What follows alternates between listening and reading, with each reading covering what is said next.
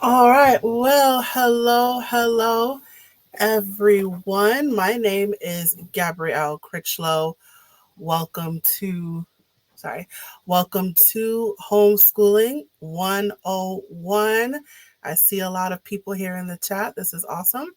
So, welcome to Homeschooling 101. So, let me just tell you. So, as I already introduced myself, my name is Gabrielle Critchlow. I am the owner and director of A Step Ahead Tutoring Services. We're the ones that are putting on this event for you today. So let me just tell you what the purpose is of this workshop. So the purpose, workshop slash webinar, excuse me. So the purpose of this webinar is to connect parents to the world of homeschooling and to expose them to the different types of education that is out there. So since the pandemic began in 2020, there's been a surge of demand in homeschooling due to either the lack of remote learning or just the dissatisfaction with the school system. So about a couple years ago, this is the fifth time that we've done this, but about a couple years ago, we talked about the removal of certain topics from the school system, such as no, with critical race theory and sex education. So now last year it was book banning, health scares, and changes in school policy. So now this year it's school shootings, bullying, inaccurate teaching of Black history or all the other types of ethnic history, Asian culture, Latino culture, teacher shortages. Although these are not new issues, but it seems to be popping up a lot more, especially now that we are in an election cycle. So, whatever your reason for homeschooling, whether you are new to this or you are seasoned, this event is for you. So you might have heard about homeschooling, whether in a positive or negative light, and you just want to know what all the fuss is about, right? You may be homeschooling right now and you want more information. You have questions, and we're here to answer them to the best of our abilities. This workshop is part of our mission at A Step Ahead to tackle the academic challenges of all students and the emotional, mental, and behavioral changes that result from these challenges. And in doing so, we believe that we will improve our communities in the process. So you are here, those of you watching right now, you are here with us in person, but the replay will be available on our social media and our website soon. And you're watching this on StreamYard. The replay will be available as soon as we are done. So whatever you missed, don't worry, you could always watch the replay and this information will be available to you. So I do want to caution you guys that the laws about homeschooling are different in each state and each country. Because I know I have some internationals with us today. And we intended for this event to be very general. So while we will do our best to answer any questions that you have, we encourage you to research the specific laws of your state and of your country. So we'll provide you with some resources that will help you with all of that. All right, so let's get into the breakdown of today. So let me just tell you the questions that we're going to answer today. So we broke up this workshop into 6 questions. So I'm going to tell you what those questions are. So the first question is, what is homeschooling? We're just going to right into it. Boom. What is homeschooling? The next one is, what is a homeschool co-op? Then it's, what are some teaching strategies I can use? Then it's, what is the paperwork involved and how does standardized testing work? Then it's, how do you choose a curriculum? And we will wrap it up with, how do homeschool children get into college? So that is the order of our event today. So all questions we're going to answer at the end of the program, but feel free to post your questions now in the chat. This is an interactive program, so post those comments, give me those emojis, type those questions, type away. We will answer those questions at the end of the event. And there is a raffle. There's some cool prizes that we're raffling off. So I pinned the web link to the top of the chat. So make sure you check that out and sign up for our raffle. There's been great donations by my partners. So make sure you check it out. You may win a prize. Who knows? So take the time and fill out the raffle. The link is pinned to the top of the chat. So make sure you do that. So again, I just want to reiterate that this event is pretty general in terms of the laws about homeschooling. So we do encourage you to research the specific laws of wherever you are located. This workshop is intended to be very general. But hopefully you guys are able to take a lot of information today, and let's get started. Let's get right into it. All right, so we're going to start off with our first question. We are just going to dive right into it. So the question that we're going to answer today, first up, is what is homeschooling? So the panelist who is going to answer that question for us, her name is Waletha Garrett, and we love to call her Wally, so that is her government name, Waletha Garrett. So let me just tell you about her. So she is our first speaker for today, and Wally is a driven entrepreneur, mother of three, and the founder of Affiliate Girl 2023 LLC, where she connects people with the best products through her passion for affiliate marketing. With a background in sales and a natural flair for marketing, Waletha has built a business centered around authenticity, trust, and creativity. Known for her candid personality and positive energy, she enjoys sharing her favorite finds while helping others discover new products through her curated recommendations. Outside of her business, Waletha cherishes her time with her family, spontaneous, spontaneous adventures, and the joy of thrift shopping. All right, awesome, awesome, awesome. All right, so now I'm going to go ahead and bring Wally to the stage. Hey, Wally, how you doing, Thank girl? you. I'm good. How are you? Good, good, good. Awesome. So you're you're out of the gate. You're the I'm first one. All right. Yay! All right, let's do it. So, what is homeschooling? Take it away. So, homeschooling. What people may remember this, or you may not. Back in the day, people did not have choices of schools, or they lived so far away from schools. So guess what they had to do? They had to homeschool. And some of their parents didn't have a lot of education, but a lot of people made sure they read, they know how to do basic math, things of that nature. That is basically homeschooling. Homeschooling now is so prevalent and now is not frowned upon that people now are saying, this is not a bad idea.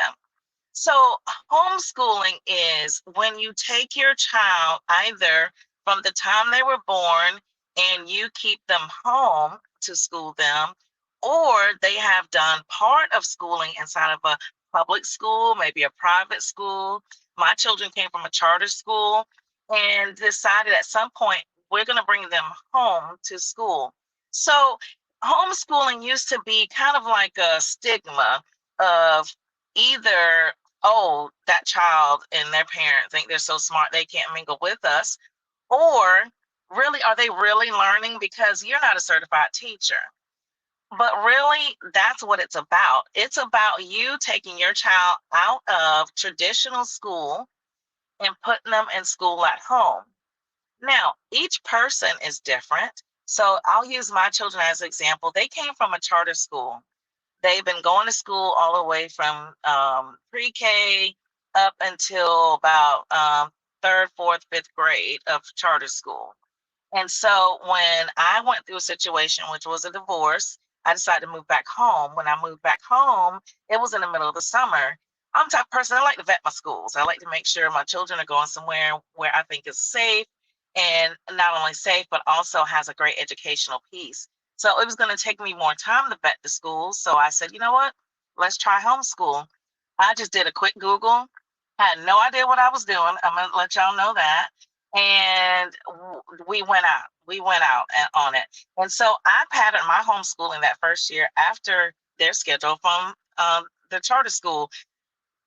That was great, but I'm gonna tell y'all that was so stressful. I thought I was gonna pull all the rest of my hair out, and they too, because I was running it just like a traditional school. Okay, 7:30 we're doing this, 8:30 we're doing this, and I was thinking, really, is this really what homeschool's about? You know, because I could have just threw them in a school, I guess, at this point. So I did some more research. I am in Florida, so I found out that Florida's more laxed with their homeschool laws. Like, you don't have to be so specific. You don't have to necessarily take such a stringent um, attendance. And so basically in my county, you know, I have a certain way that I have to approach them each year about my children in school, and that's it. And so I decided last year to start unschooling. Unschooling is where you let the child just kind of drift along and you pick subjects for that child. And so when that child loves science, then you gear towards science. You may have more science projects. You may make math to science. You just kind of pick something to where they're more interested in, and then you pipe in the subjects there. Like, for instance, my son loves science and he loves math. So I tend to give him more math to do as far as farther along than my girls. My girls are like me. We are not math people, and that's okay. But at least they would know the basics of math, but they may not move on to algebra, trigonometry, and such like my son. Okay. So that's one aspect. You can mix homeschooling. You can do online schooling and you can also do homeschooling. So you can take what your state has and do like a virtual online and then do what you have at home and mix it together. Or you can just pick a curriculum that someone is going to talk about later and pick a school that will be like your head school over you, but they're still homeschool. And I find that there are so many benefits that outweigh the cons in homeschool, because now children in homeschool can participate in public activities. So my son, for instance, started football and he is playing in a community league right now. But when he turns 16 and does high school, then I can put him in the high school that we're zoned for, and he can play for that public high school while still being homeschooled. My girls are also in gymnastics, and so I can keep them in gymnastics. And one that's on team now, she could possibly go to college and do gymnastics and get a scholarship. Homeschool is what you feel that your children need, not what you feel that the state thinks that they need. It's what you believe they need. Because guess what, parents? You are the principal, the teacher, the cafeteria lady, the bus driver, the everything. And so, with that being said, pick something that is going to help you and your children be successful in school. Don't pick what you think would work, pick what you know that works. As I have unschooled this season, this has been the best year so far since I've been homeschooling. And not only that, I have joined a great homeschooling group in the area. They do a lot of activities, a lot of field trips. They even have winter dances, prom, end of the school year party, things of that nature. So then they don't feel left out. They don't feel like they don't have a social life. They actually feel like, hey, I have a group of kids that I can relate to just as if I was in a building. Remember, school is about here and here. You don't have to be in a building to have school. I know a lot of times we're outside doing school. Some days like today, I had no school. Why? Because we have been running so much between football and gymnastics. Literally, the past 3 weeks, we have been going from in the morning until 9 o'clock or so at night without a break of anything. And so I said, you know what, today, everyone gets a lazy day. Okay. That's the privilege of doing homeschool. You don't have to do 8 to 5. You don't have to do Monday through Friday. And I do school, y'all, year round. So we don't even have necessarily a stop day. I just give them a break like Christmas time, a little break in the summer, a little break for spring. Like, I do little breaks, but we still do school year round. And I try to make it fun. I try to have my son help my daughters with math, things of that nature. So look at it as this: a school outside of a building. that is going to benefit not only yourself in the end, but your children. Because you're going to learn later in the program, they can still go to college. There are a lot of curriculums out there. I will tell you, this past year, I used a lot of old school books. I went to the thrift store and got books just so they would actually read more versus being on the computer. So this time I'm going to switch it around as we start in January. I'm going to do more computer with less books because I feel like reading is so important in every aspect. But just think of it like this. There's always, and one of the topics is co-ops. That's a good subject. There's always a group that you can connect with. There are a lot of groups in your areas, but pick the group that's going to once again benefit you and your children. Remember, what you know as a parent, your children need to know. If you ever need professional help, you can actually hone in on resources in the community. Huntington has a lot of centers. Sylvan has a lot of tutors. You can even go to the schools now and ask for tutors that are high schoolers or college age tutors.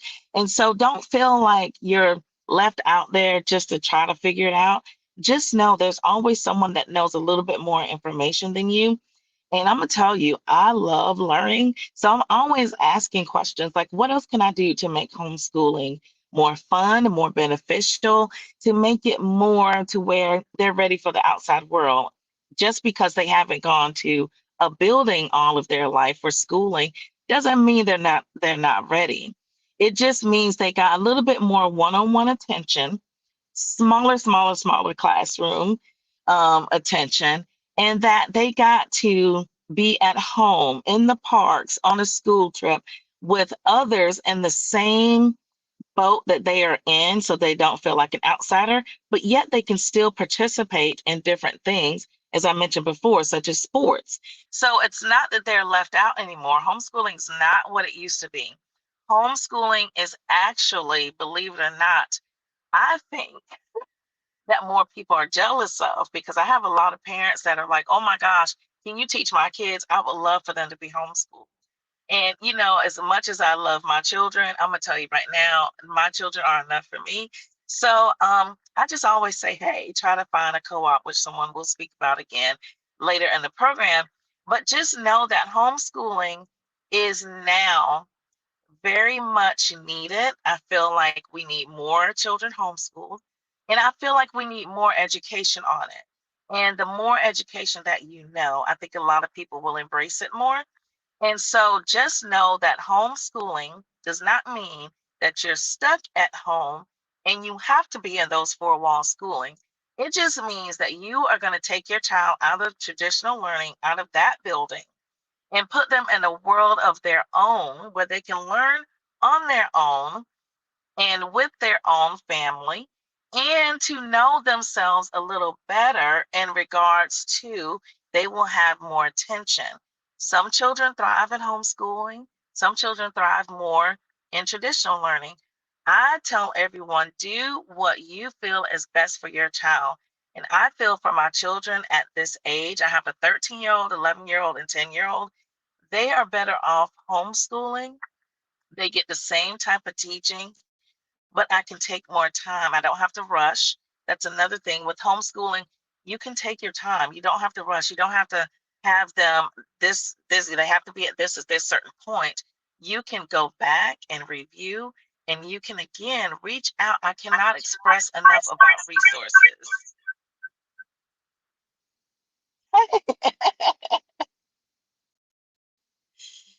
And I love to talk, and Gabrielle knows that. So she better put a timer on me because I would talk all day.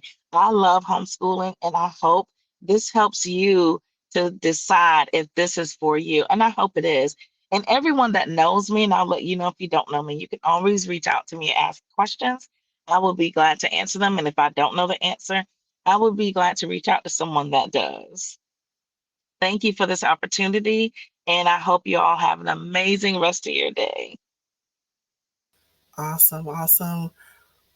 Wally, thank you so much. Where's my sound You're effect? Let me welcome. get my applause sound effect. It just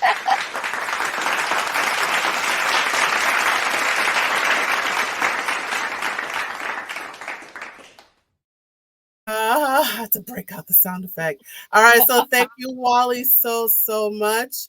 And thank you for the segue because the next question is about a homeschool co op. All right, so thank you again. Put you backstage now. All right, you guys. So I hope you guys took a lot from that. She gave you a wealth of information right out the gate. All right, so we're going to segue into our next question, which is what is a homeschool co-op? So we're going to get into that. So as Wally was talking about the different types of homeschooling that are out there, this is another version that you can do. So we're going to get into that. So the speaker who is going to answer that question for us, his name is Darren Jones. And let me tell you about Darren. So Darren Jones has worked at the Homeschool Legal Defense Association, which is commonly known as HSLDA, since 1996, first as a legal assistant and then as an attorney in various capacities. He has defended homeschool families in court, sued overreaching government officials, and worked with legislators around the country to improve homeschool law. Most of his time in the last 5 years, he has spent advising homeschool groups on everything from child protection policies to statements of faith. Darren and his wife Sarah homeschool as a team and have graduated 3 out of their 4 children. He enjoys board games, teaching Sunday school, and speaking at homeschool conferences around the country. Fabulous. All right, I'm going to go ahead and bring him to the stage. Hi, Darren. Yeah. Hello, How are Gabrielle. you? I know you're. I know you're not. You're a little under the weather now. It is what it is. Yep. All right. Oh, So take it away. thank you so much, Gabrielle. So, yes, I thought it was great having an introduction to homeschooling, and especially talking about all of the different kinds of homeschooling that are out there. And so, this next section is going to be talking about homeschool co ops and specifically how you, as a homeschool family, can choose a co op that works for you. Or also, I know a lot of people who are in contact with Gabrielle are the entrepreneur type, like we just heard from an entrepreneur. And so maybe you're thinking of starting up some homeschool co-op to help homeschoolers. As far as a definition, a homeschool co-op is really just a way to homeschool in a group setting where it's not just one parent teaching their own kids.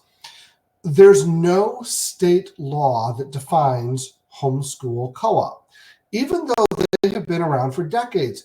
I was homeschooled my last couple of years in 1989 to 1991, and I was in a homeschool co-op both of those years.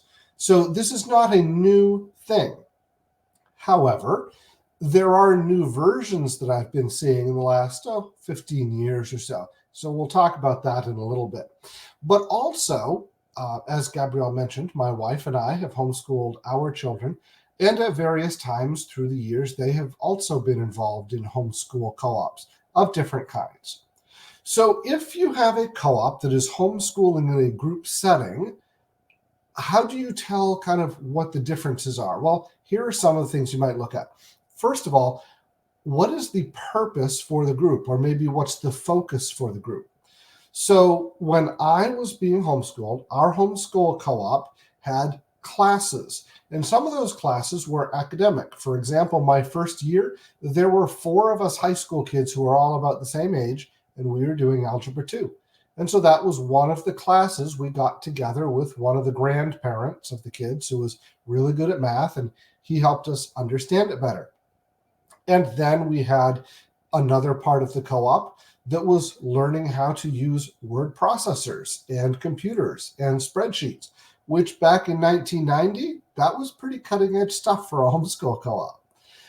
We also, in my senior year, we wrote and staged and put together and then put on a play. So we did a drama production the entire spring semester. That was what a lot of the kids were working on for 1 hour of the 3 hours that we would get together. There are some co-ops that focus specifically on enrichment activities. They don't really have classes. They might do more like a cooking get-together or sewing. They might do field trips. A lot of parents I have found don't necessarily feel adequate to plan out field trips for their kids. Now, I'm one who enjoys that. So I've never joined a co-op just to get field trips, but I know a lot of parents who have, because then you just kind of show up with your child and you go on the field trip, and you don't have to do that planning and setting up and contacting the place beforehand. Some other homeschool co-ops really focus on advanced classes. So I know some that will have calculus classes or biology with a lab component to it, because a lot of states now, the public schools are requiring, in order for you to graduate, you have to have the lab with your science. And so these homeschool co-ops are saying, well, we're not here so much to do the field trips and the park days and the get together. We are here to provide the academic classes that you as a parent might not feel as confident to teach. So that's one way of distinguishing homeschool co-ops. Another way of distinguishing them is how many days and hours do they operate? So it used to be that homeschool co-op generally meant 1 day a week, possibly 2. The one that I was in my first year, all of those 7 families were brand new to homeschooling. This was a new thing they were trying out, and so they decided 2 afternoons a week, Monday and Wednesday, all 7 families would get together and they'd do these classes and enrichment activities. And after 1 year, we figured out that actually it's kind of hard to get together 2 days a week and keep up with your homeschooling on the other days. And so we just did it every Wednesday afternoon. It became a once a week thing. And that is still very common. When someone says, oh, I go to a homeschool co-op, it's probably going to be a 1 day a week. However, that is not always the case nowadays. I have this fall been going to a lot of homeschool co-ops in the Northern Virginia area, which has been a lot of fun. And some of them, the co-op itself operates perhaps 3 days a week, but the students can take their classes there a la carte. So one student might be there every Monday, Wednesday, and Friday taking 1 class or 2 classes or maybe even 3. Or they might just be showing up every Wednesday from 10 to noon to do a robotics class. The co-op has rented out the church for those times, and then it provides a menu basically for the homeschoolers to pick. Another kind of co-op that really developed much more since 2020 is a lot of private schools either shut down or really had to alter how they were doing things during the COVID pandemic. And so in order for these schools to keep operating, they kind of had to recast how they were doing things. And a fair amount of them decided to go instead with what they were calling a homeschool co-op route, and what I would call more a private school trying to operate under the homeschool law route. And this works great in some states, and it works terribly in some other states. And if you are interested in joining a co-op that's operating 5 days a week, I'd encourage you to call HSLDA and see how that operates in your state. Again, for some states that might be perfectly legal, and for some others, not so much. Another way that you might look at co-ops and kind of how they're different and such, who the instructors are.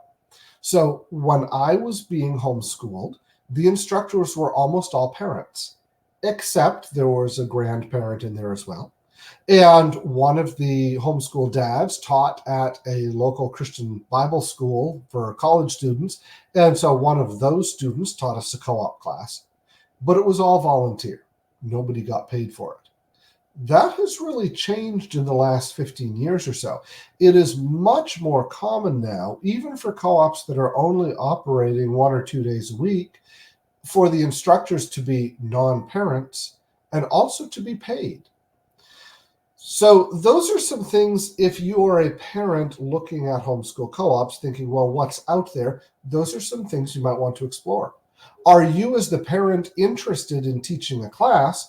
then you don't necessarily want a co-op where they hire all their teachers, unless you're going to go through the hiring application process. But if you have a background in teaching, for example, I know right now a lot of public school teachers have withdrawn to start homeschooling their own kids. Well, maybe joining a co-op where they hire their teachers is exactly what you want if you want to teach that class. So the first thing to do is, whether you are thinking of joining a co-op, or, and now I'll bring back in talking to the entrepreneurs among you, if you're thinking of starting one, figure out what your purpose is. Some co-ops are designed basically for kindergarten through fourth grade. They want young kids who are starting out. They want sometimes kind of a Montessori-like approach, a hands-on exploration. I know some co-ops, their entire reason for being is to get the kids outside, especially at young ages. And so most of their classes are held outside, not in a classroom. So figure out what your purpose is. If you're going to be starting this group, let's say that you want to focus on providing high-level math, science, and writing classes for homeschool high schoolers. Well, one thing you're going to need to do, of course, is make sure that you're in an area where that target market is big enough, or else you might just get 3 students, and that's not really enough to support what you're looking for, perhaps. If you're thinking of joining a group, make sure you understand what the purpose of that group is. There are some homeschool co-ops that exist to help families who are teaching kids with special needs. And there are other homeschool co-ops who put right on their website, we aren't set up to handle children who have special needs. And so if your child has a diagnosed learning disability or is somewhere on the autism spectrum, here are some other co-ops that might be more helpful to you. So make sure, parents, if you're looking to join a co-op, what the purpose of that co-op is. Now, again, if you're starting a co-op yourself, some of the things to think about are some of the policies that you want to have in place for your co-op. And parents, if you're thinking of joining a co-op, here are some of the things that you might ask them about to find out more about how does this group operate? What kind of homeschool is it? So, first of all, most co-ops that I have talked to have some sort of membership policy. There are some very loose, really maybe not even homeschool co-ops because they aren't cooperatively teaching anything, that meet together at the local parks every second Friday. And just anybody who wants to show up and have your kids play together, that's great. That one you probably don't need a membership policy. But if you are putting on a co-op where you're meeting every Monday afternoon and there are 4 slots for classes during that afternoon, you need to have some sort of membership process where you know who is coming and what kind of skills do they have and how many kids do they have and will they be able to make it there every Monday afternoon. There are groups that have 3-page applications. They want a reference from your pastor. And if you don't go to church and don't have a pastor to give you a reference, don't even bother trying to join that group. There are others who want you to describe in a paragraph or 2 your homeschool philosophy. If you're new to homeschooling, you might not yet know what that homeschool philosophy is. That might be a good chance to dialogue with the group and figure out what they're looking for. Are they a group that focuses mostly on unschooling, as we heard about earlier? Or are we going to go with much more a teacher-directed, here are the assignments and such? So, a membership policy, and that, of course, will also explain how the group can make you leave, because unfortunately, I talk with co-ops on a regular basis where there's been some communication breakdown or maybe some conduct issues, and so that's part of a membership policy, is how to separate ways. Not fun to think about, but if you're starting the co-op, you had absolutely best think about that. Also, you want to think about financial policies. Co-ops, by and large, are not free. The one that I was in that first year, it was free. There was no money changing hands. We were meeting at the church where all 7 families went, and so they didn't have to rent the church. But that is extremely unusual nowadays. Even the small co op that I went to last week down in Tennessee, they've got something like, I think, 18 families or 15 families, and they have to pay a rental fee to rent out a gym. And so these, if you're going to have money, well, then you're going to need to have some financial policies. You might want to set up a bank account that might be in the group's name or somebody else's name. And if you want more information about that, you are welcome to call and talk with me about this. The last policy that I'll talk with is if you are setting up the co-op or if you are thinking of joining a co-op, child protection policies. Some states require background checks for paid staff of homeschool groups. Some states are going to require that you do certain training of your volunteers if they're working with kids who are not their own. And then just basic concepts of safety, like always having 2 adults when kids are there. Co-ops have faced some problems in the last few years. Most of these problems come about when they're operating 4 or 5 days a week and the parents aren't there, and their local city or town looks at them and says, you look a whole lot more like a school than a bunch of homeschoolers just getting together. So if that is the type of co-op that you are thinking of joining or thinking of starting, please call HSLDA and talk with me, and I may be able to help you figure out how to avoid some of these difficulties. And I will end by saying this. I was homeschooled for 2 years. Many of my best memories of homeschooling were from the homeschool co-op that our family was involved in. I got to help put together a yearbook. I found out that I liked getting up in front of people and speaking because that was one of the classes in our co-op. I found out that I was not very good at remembering people's names when, after 3 weeks in the co-op, I still couldn't remember all the kids' names, and I still have that problem to this day. But a lot of the good memories that I have for homeschooling, they were a homeschool co-op. And so I'd encourage you, whether you're new to it or have done it for a while, whether you're thinking of joining a co-op for your own kids, or maybe starting up a co-op to help others. This is good. I think homeschooling works best when it's done with a group of some sort. And that might be lots and it might be a little. So, Gabrielle, I'll turn it back over to you now. That's what a homeschool co-op is. Awesome, Darren. Thank you so much. Let me give you your round of applause.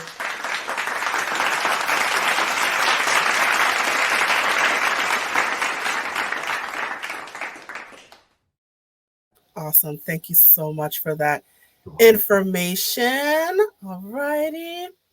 All right. I just want to, before I move on to the next one, I just wanted to highlight a very important resource. So, as I mentioned earlier, Darren is from the Homeschool Legal Defense Association.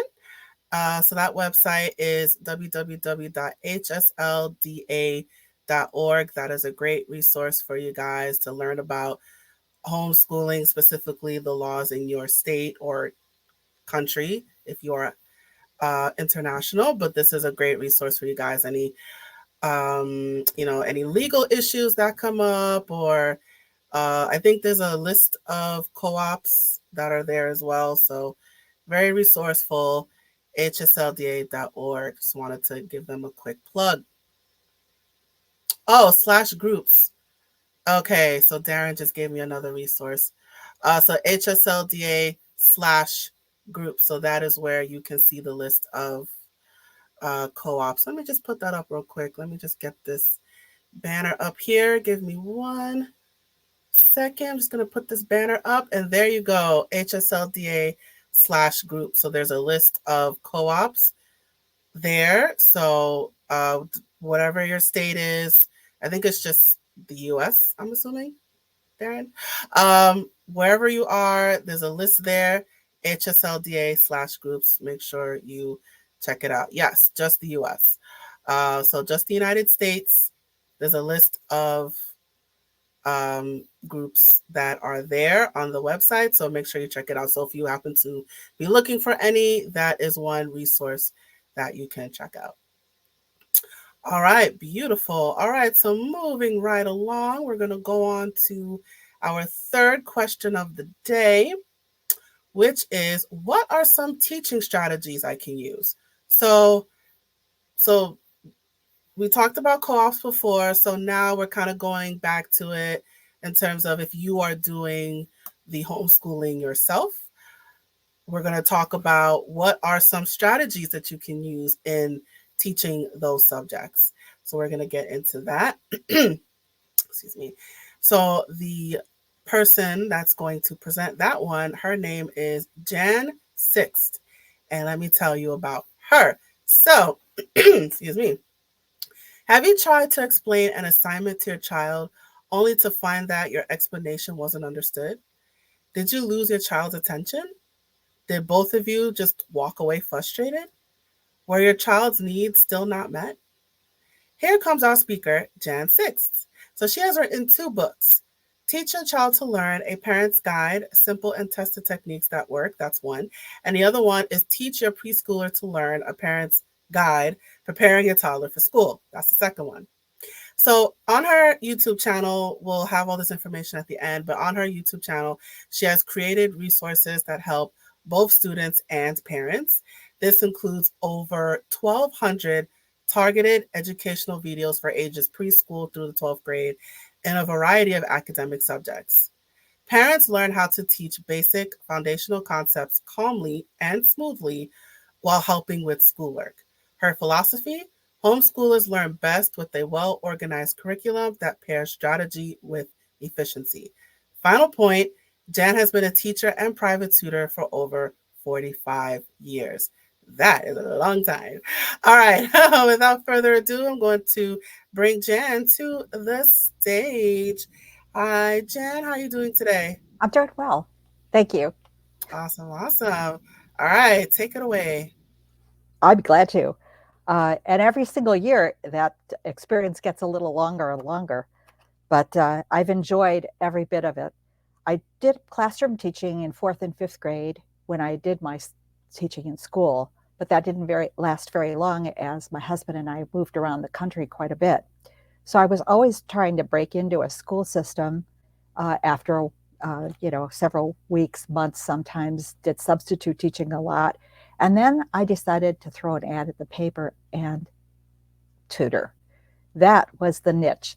From then, I never went back into the school setting. I've been a private tutor for all these years. So I have developed certain techniques that I have used with many students of all ages, preschool through 12th grade.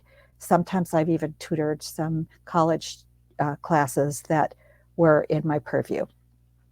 So this is the fix for you're getting confused and not being able to explain something to your child, or the child is, no, I don't want to hear this. And the child might say, well, everybody gets this except me. You're dealing with a lot of emotion with some children. So the fix actually is, in my opinion, simplifying fundamental building blocks of learning. This is what gives real lifelong learning, because really, as a parent and a tutor, I would think that what we really want for our children is that they have a capacity to learn for their lifetime, not just to get past the assignment of the day. Also, if you arrange the content of these basic skills, you transition them into other subjects. For example, my wall is kind of busy looking. I did this on purpose, so you would see some manipulatives or illustrations that you might do with your children, even as an art assignment. So you're marrying the math in this case with art. if you could notice that the basic place values for math, I have illustrated as little houses where 3 columns fit into one house. That can go in both directions, into your decimal numbers and into your higher numbers. It's a pretty simplistic way to show the place value, but it translates itself into metrics, because the metric actually follows the place value of the ones column, tens, hundreds, thousands, and so forth. And then building on this, remember, we're arranging our content so the basic building blocks can grow and step into more complicated concepts. The top one, the top there, is where I've shown the base 10. Each column is a power of 10.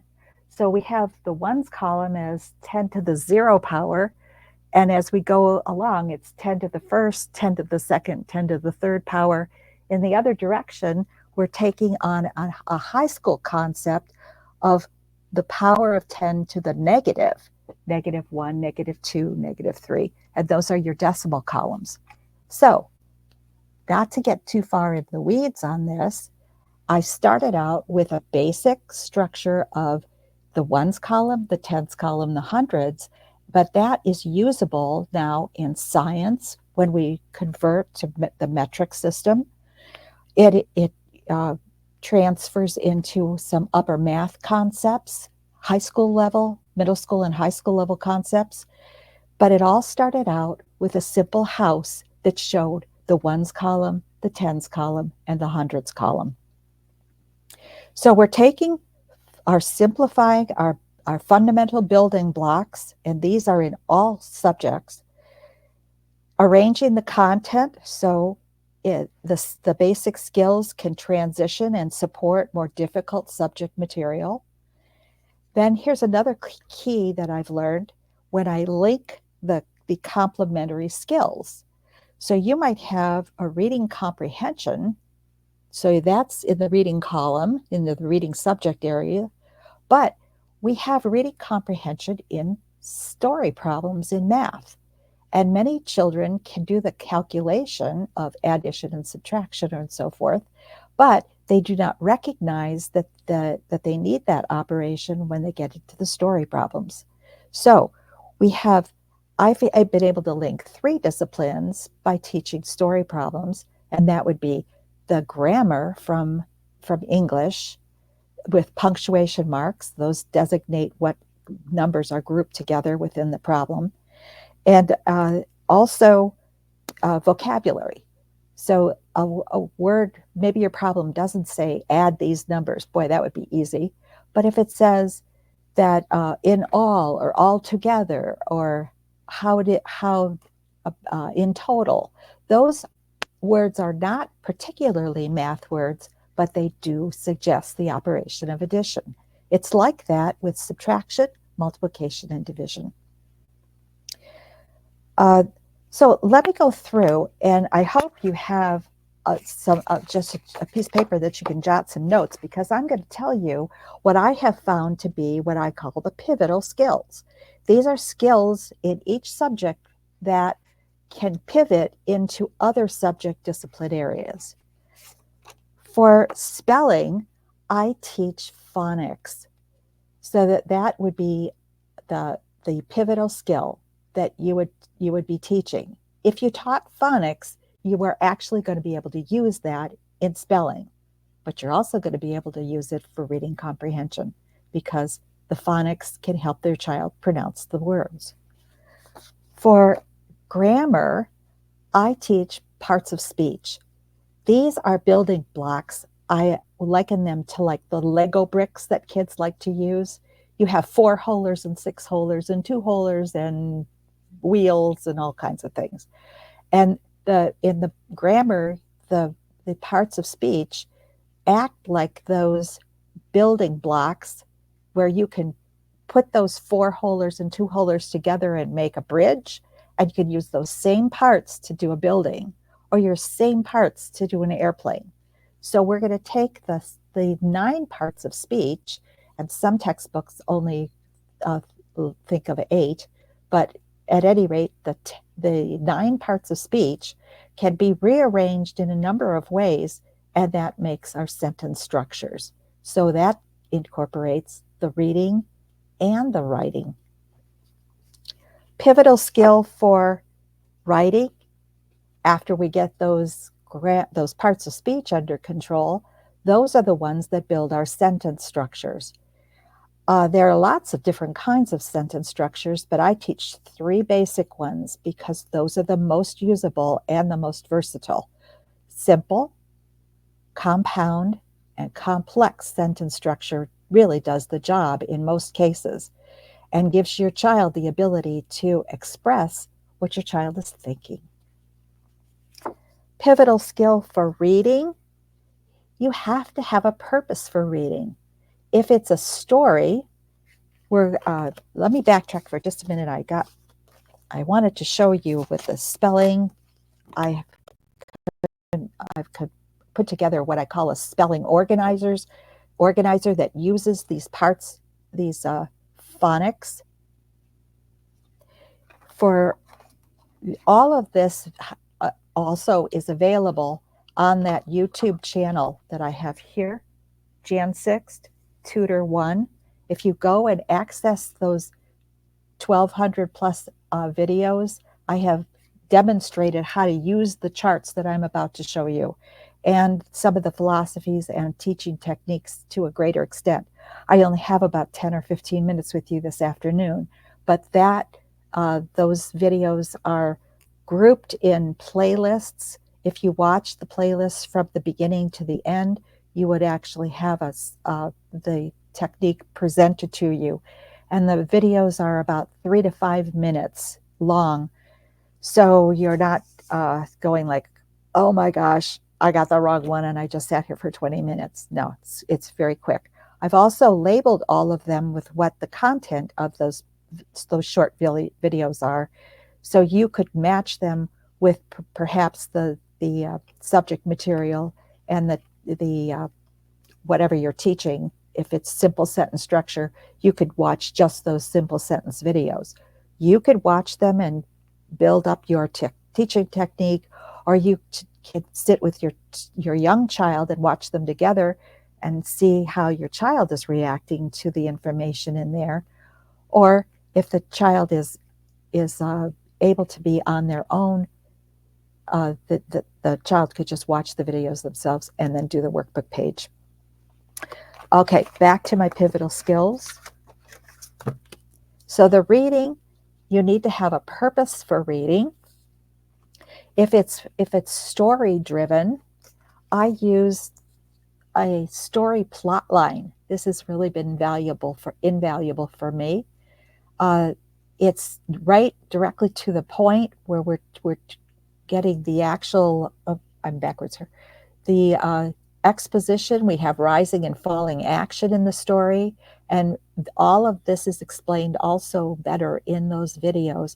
But if you even just put this chart in front of your child, this is what they're looking for when they're reading, to do those book reports and answer the kinds of questions that are in reading comprehension.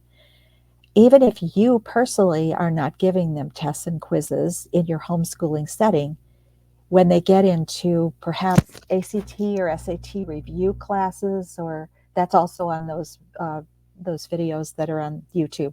I've made prep work for those college entrance tests.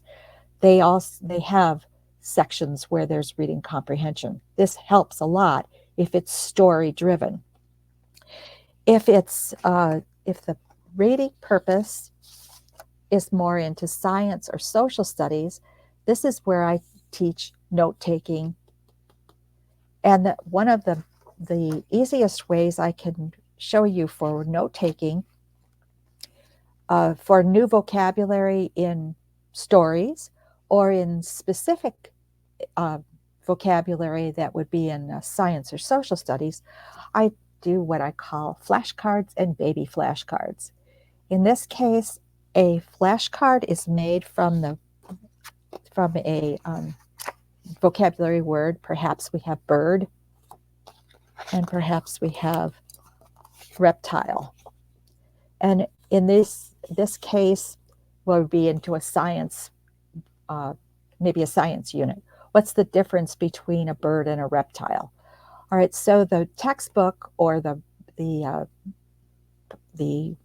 online textbook that you're using might have very specific things. The reptile is, and it'll explain it in sentence structure, but your child will be picking out the important facts from it and putting it on the back of the reptile card. And the same way with the bird. This is the learning process when the child is understanding what these vocabulary words are. Then I ask the child to make a small or a baby flashcard.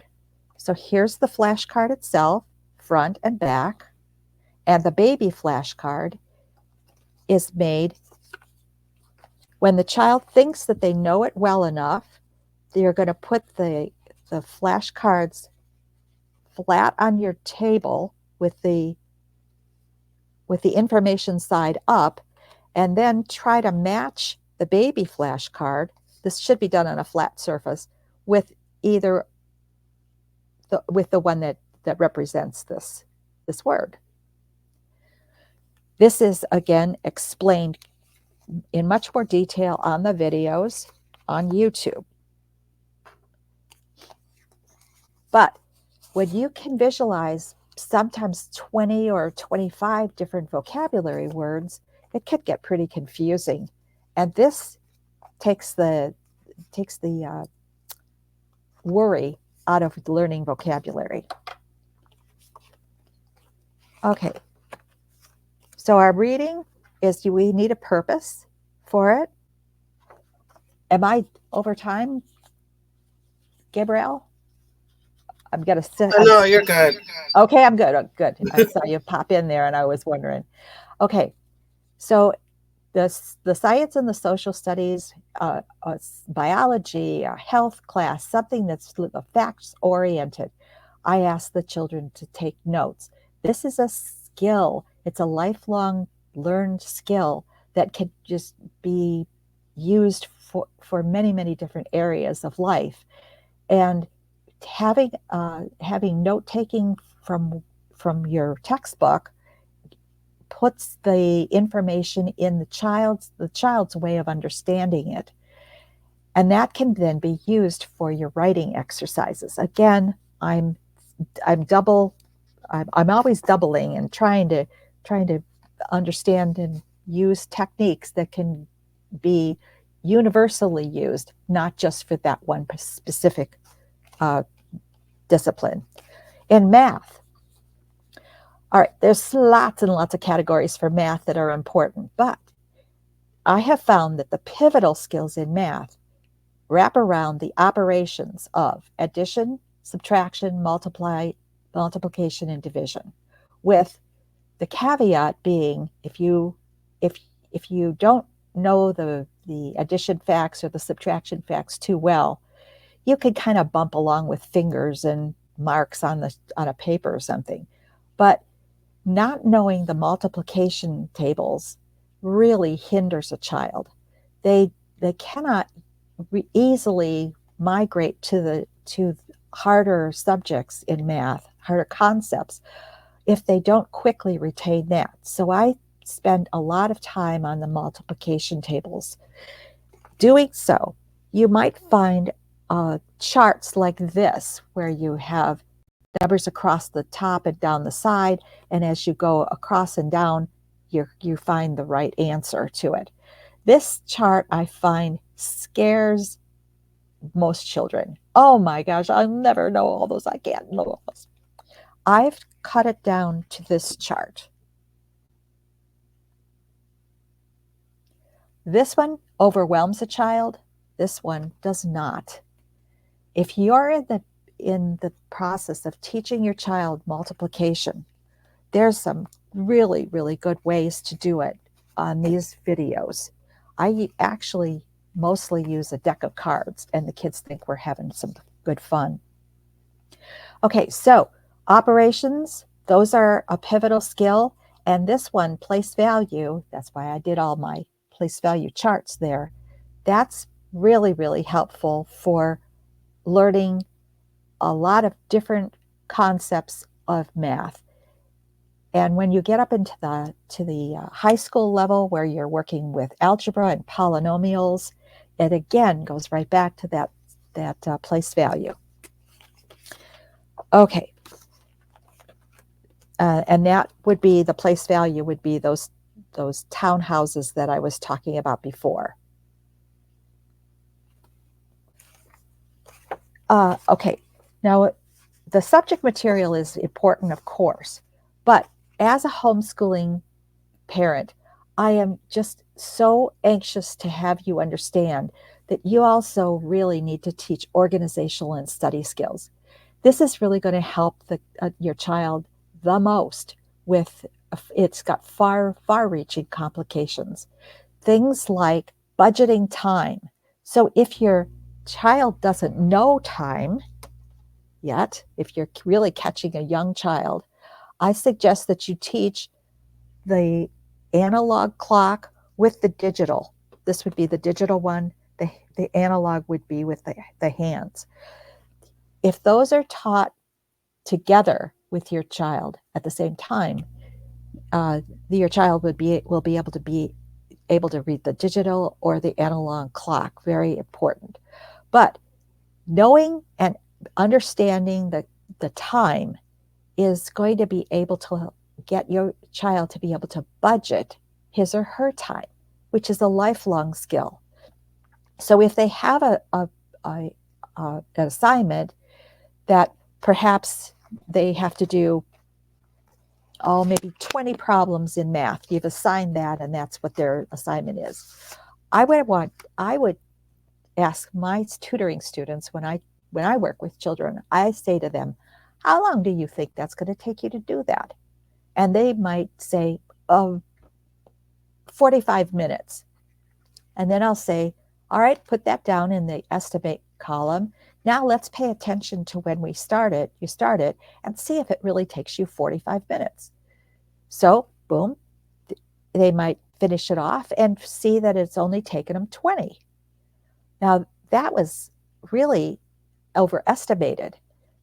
So the next time they get another assignment that's about 20 math problems of similar type, they might go for maybe a 20 or a 15-minute, always challenging themselves to be accurate with speed. The accuracy is the most important part, but the efficient amount of working with time is a skill that can be used all the way through school and the adult life. You're not only going to be budgeting the time for assignments, you're going to want them to understand that if you have to leave somewhere for an appointment, let's say a doctor's appointment, they can't start 10 minutes before to take showers and get ready. They're going to have to budget something else. Or if you say, dinner's in 15 minutes, your child might say, hey, I can knock off my spelling in that amount of time. So there's always this thinking process of estimating, budgeting, efficiency with accuracy. I will close. I think I'm just about out of time. I'll close by telling you that the two books that Gabrielle mentioned at the beginning was for the preschooler, and this one are my tutoring techniques. They're both available on Amazon under Jan 6th. You can find them there. They're short books because I know that you're busy, and I get right to the point. And they also explain what I've just gone through in breakneck speed. If you are a reader and you like to have it with a page that turns. Other than that, I think that the best thing that I can offer you right now are those over 1,200 videos that are on YouTube channel. When you go to the channel, hit playlists, and you'll see all of the different things that are available, and the videos are ordered in that case. Thank you. I'm sorry I'm going to not be here for question and answer. I have to start working. My students will start pretty soon. But I'm so glad I had a chance to talk to you today. Thank you, Jan, so much. Thank you for giving, what little time you can. Appreciate it. All right, let me give you your round of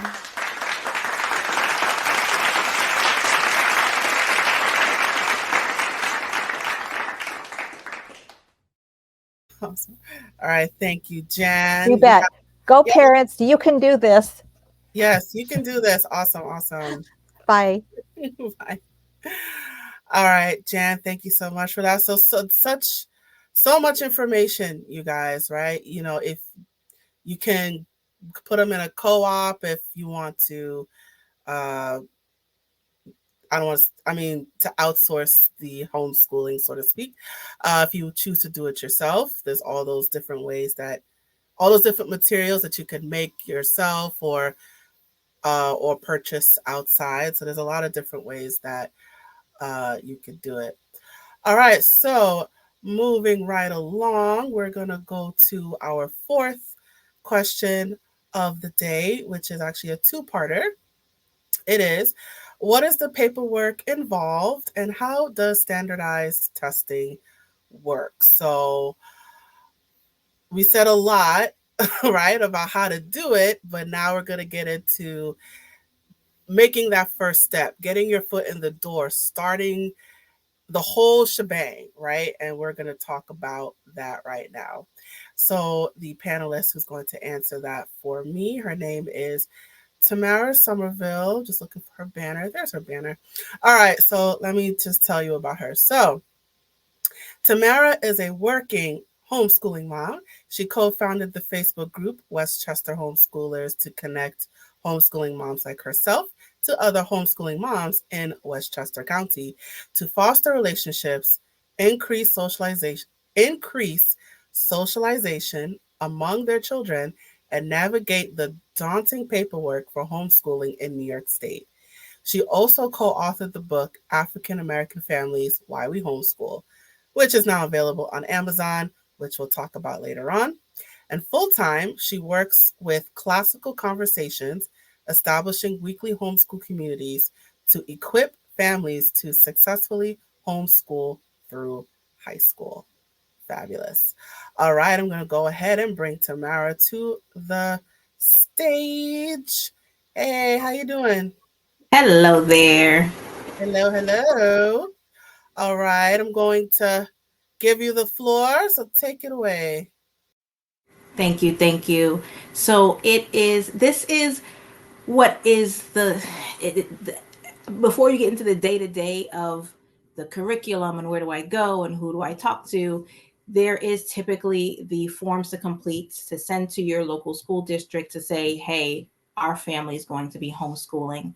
And typically you're gonna if you're in a state that does require reporting, you're going to get some paperwork, which seems like, oh my gosh, this is a whole lot of information. And what do I do? And so I want to help you out on that front, let you know that number one, it's just paper. That's all. There's a couple of pieces of paper. And in some states, there is nothing to fill out. Put in the chat if you are in a state outside of New York, or if you're outside the US. So put that in the chat if you're in a state outside of New York, or if you're outside of the US. Put that in the chat so I can see where people are coming in from. New York is one of the states that seems HSLDA on their website. New York is red. It's like warning, warning, warning. But it is literally just paperwork that is to be completed. And you may live in a no or low regulation state like New Jersey, Connecticut. Those are low states with low regulations or paperwork or requirements. So I'm going to start with some of the bigger ones like New York, because some of the other states have similar requirements. Usually, the requirements are like the requirements include reporting that you are going to be homeschooling, sending in an instruction plan, like what is the curriculum you're going to be using, what is the who's going to be teaching, that kind of things are usually some form of a document with an instruction plan. There's maybe some quarterly reports and an annual assessment. Like I said, there are some states that have nothing to either send in at all. Typically, if your children are below the age of 6, there's nothing to send in. So it does vary by state. So I do recommend the information I'm going to give you will cover some of the states in the Northeast. So I will not specifically be covering Alabama or Florida or Illinois. Great to see you guys here, though. And so you do want to check in. Darren mentioned this in his presentation. Check out the website for the specific regulations for your state. Some states also do require immunization records. Some states have some teacher qualifications. But in most cases, in every state, it is legal for parents to educate their children. So you do not have to have, there are some options, though, as to what type of homeschooling option you want to choose in your state. So there may be different requirements based on your choices. So you definitely want to check out your state's your state specific requirements. I do want to help you to say, please keep it simple. I have gotten into my very first year. This is my 12th year homeschooling. And in years 1, 2, and 3, I sent these gigantic reports because I wanted to really prove. I realized now I was trying to prove to myself that I was doing a good job and that I had done enough things to really show that my student was being educated properly. But even in a high documentation state like New York, Pennsylvania is another state that requires a number of documents. Even in a state like New York, they only asked for some sort of quarterly report, and they gave no specific guidelines that I have to follow. Well, being educated here in New York myself, I remember about 3rd or 4th grade, my report card that came home had the letters NI for needs improvement, ME for meets expectations, EE for exceeds expectations. Those were not grades. Those were not numbers. And so really it was an arbitrary system of how we were being assessed based on what the teacher decided was going to be there. So I decided one year, out of sheer laziness, just to put on my son's quarterly report a 1, 2, 3, or 4. I gave them a rubric for what that meant, and no one said anything. So it really is, sometimes we get all worked up about what is required. Put in the chat if you have children under the age of 6 that are homeschooling. So if you're homeschooling a pre-K student, a pre-K 3, 4, or 5 student, put that in the chat, because the great news in that in almost every state, you don't have to send in anything. So there's no testing required. There is no paperwork to fill out. So put that in the chat and now give yourself a round of applause. There's nothing for you to do. Go ahead and put that in chat. For the letter of intent, or typically you're noticed to homeschool, it is literally sometimes one sentence that says, I'm going to be homeschooling my child, fill in the name of the child or all the names of the children, and put the year for the school year. So 24, 25. So I'll be homeschooling Bob for the 2024-25 school year. That is usually as much of a letter of intent as is required in most states. And like I said, some don't even require any, like in New Jersey.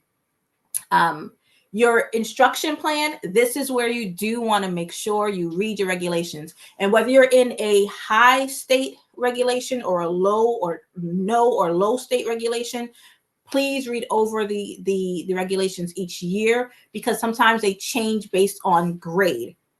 And yes, sure, I believe I'm saying your name right, Cherie. You can pull your child out of school at any point in time. So what I actually started homeschooling myself 2 weeks before school started. I've had people who joined our community, our weekly communities, sometimes the last few weeks of the program in April and May. A lot of people sometimes will pull their kids out of school around the Christmas break and start homeschooling then. I see some older kids, couple 13, 14, and 16-year-olds.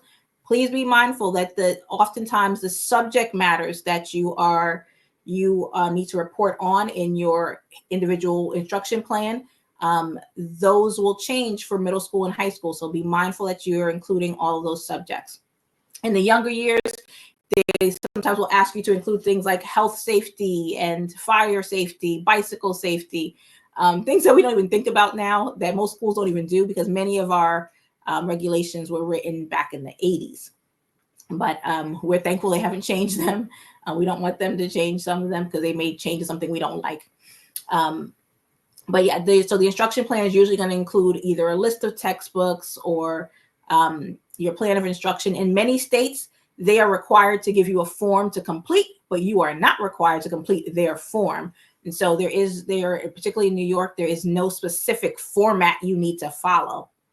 So that's another plus for you. They're giving you guidelines which tell you what to include, but you're not typically obligated to use their form. HSLDA has plenty of forms on their website. And in your state, if you belong, your state probably has a state homeschool group that can support you with documentation as well. Congratulations, Angela, homeschooling for 2 years now.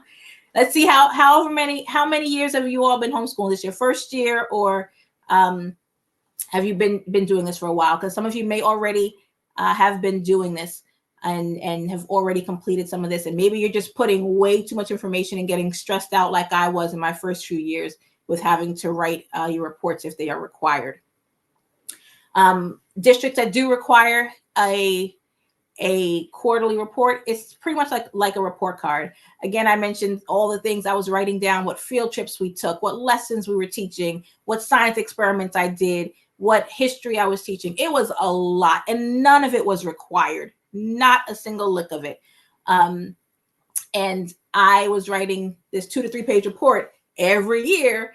And then I just broke it down to, what does my report card look like? It was one piece of paper that had 4 columns for each year. And so I did that again, because here were the professionals giving me this very simplified information with not a lot of context. I didn't know. No one ever told me what portion of the curriculum that actually got covered in the year. No one said how much was supposed to be covered. If my child got an 80, what does that mean? What can they do because they have an 80 grade? What do they know with that 80? None of that was ever there. And so I was doing a whole lot of stressing, and I want to help you. If you walk away with nothing else, I want to help you to de-stress about this situation.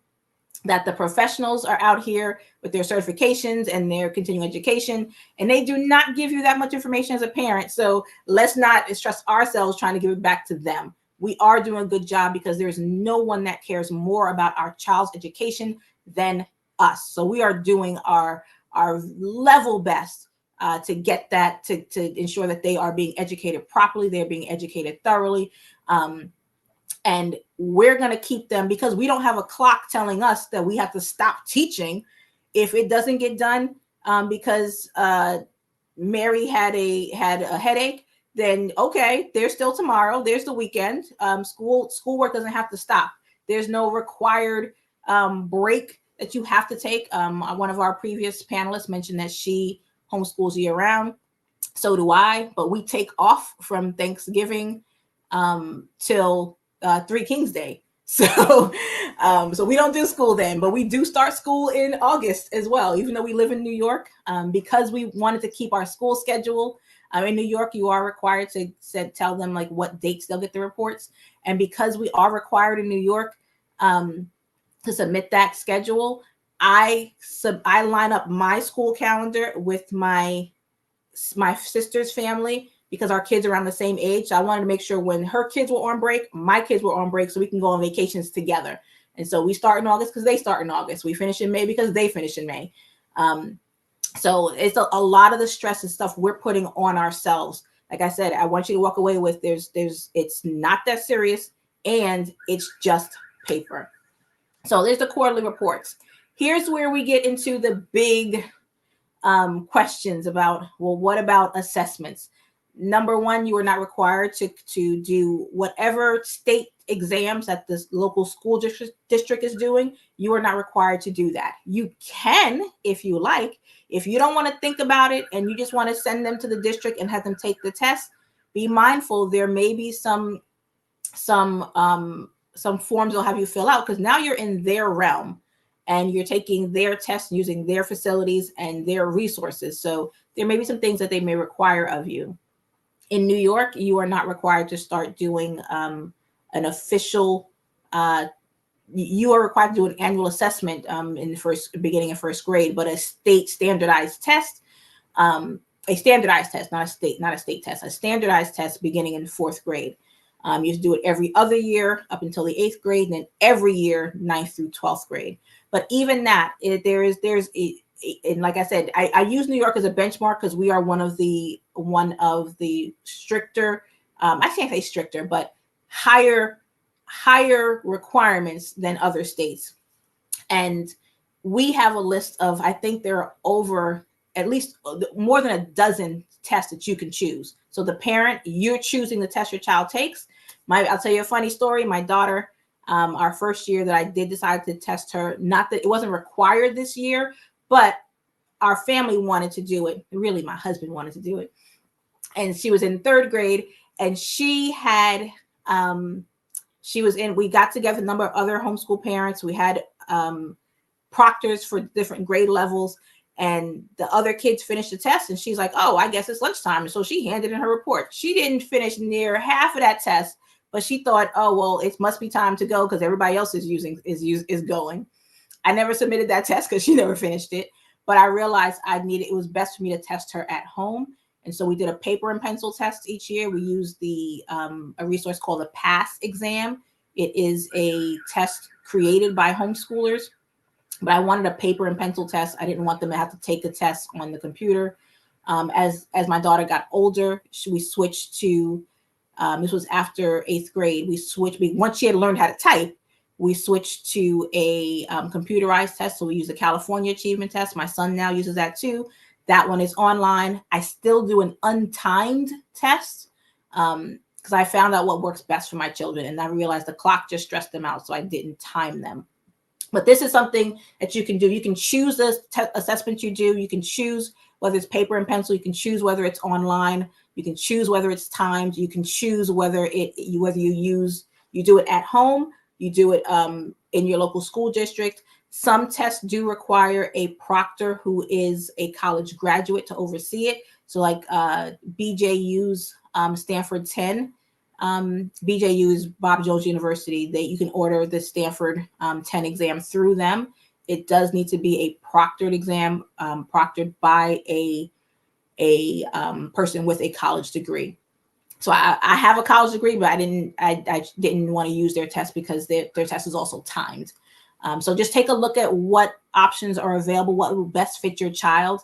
And remember that it is a snapshot of what your child has been exposed to. And remember, and some children just don't do well with standardized tests. So use it as a tool, not as a weapon against you or your child to say how well they are learning, how intelligent they are, or anything to that effect.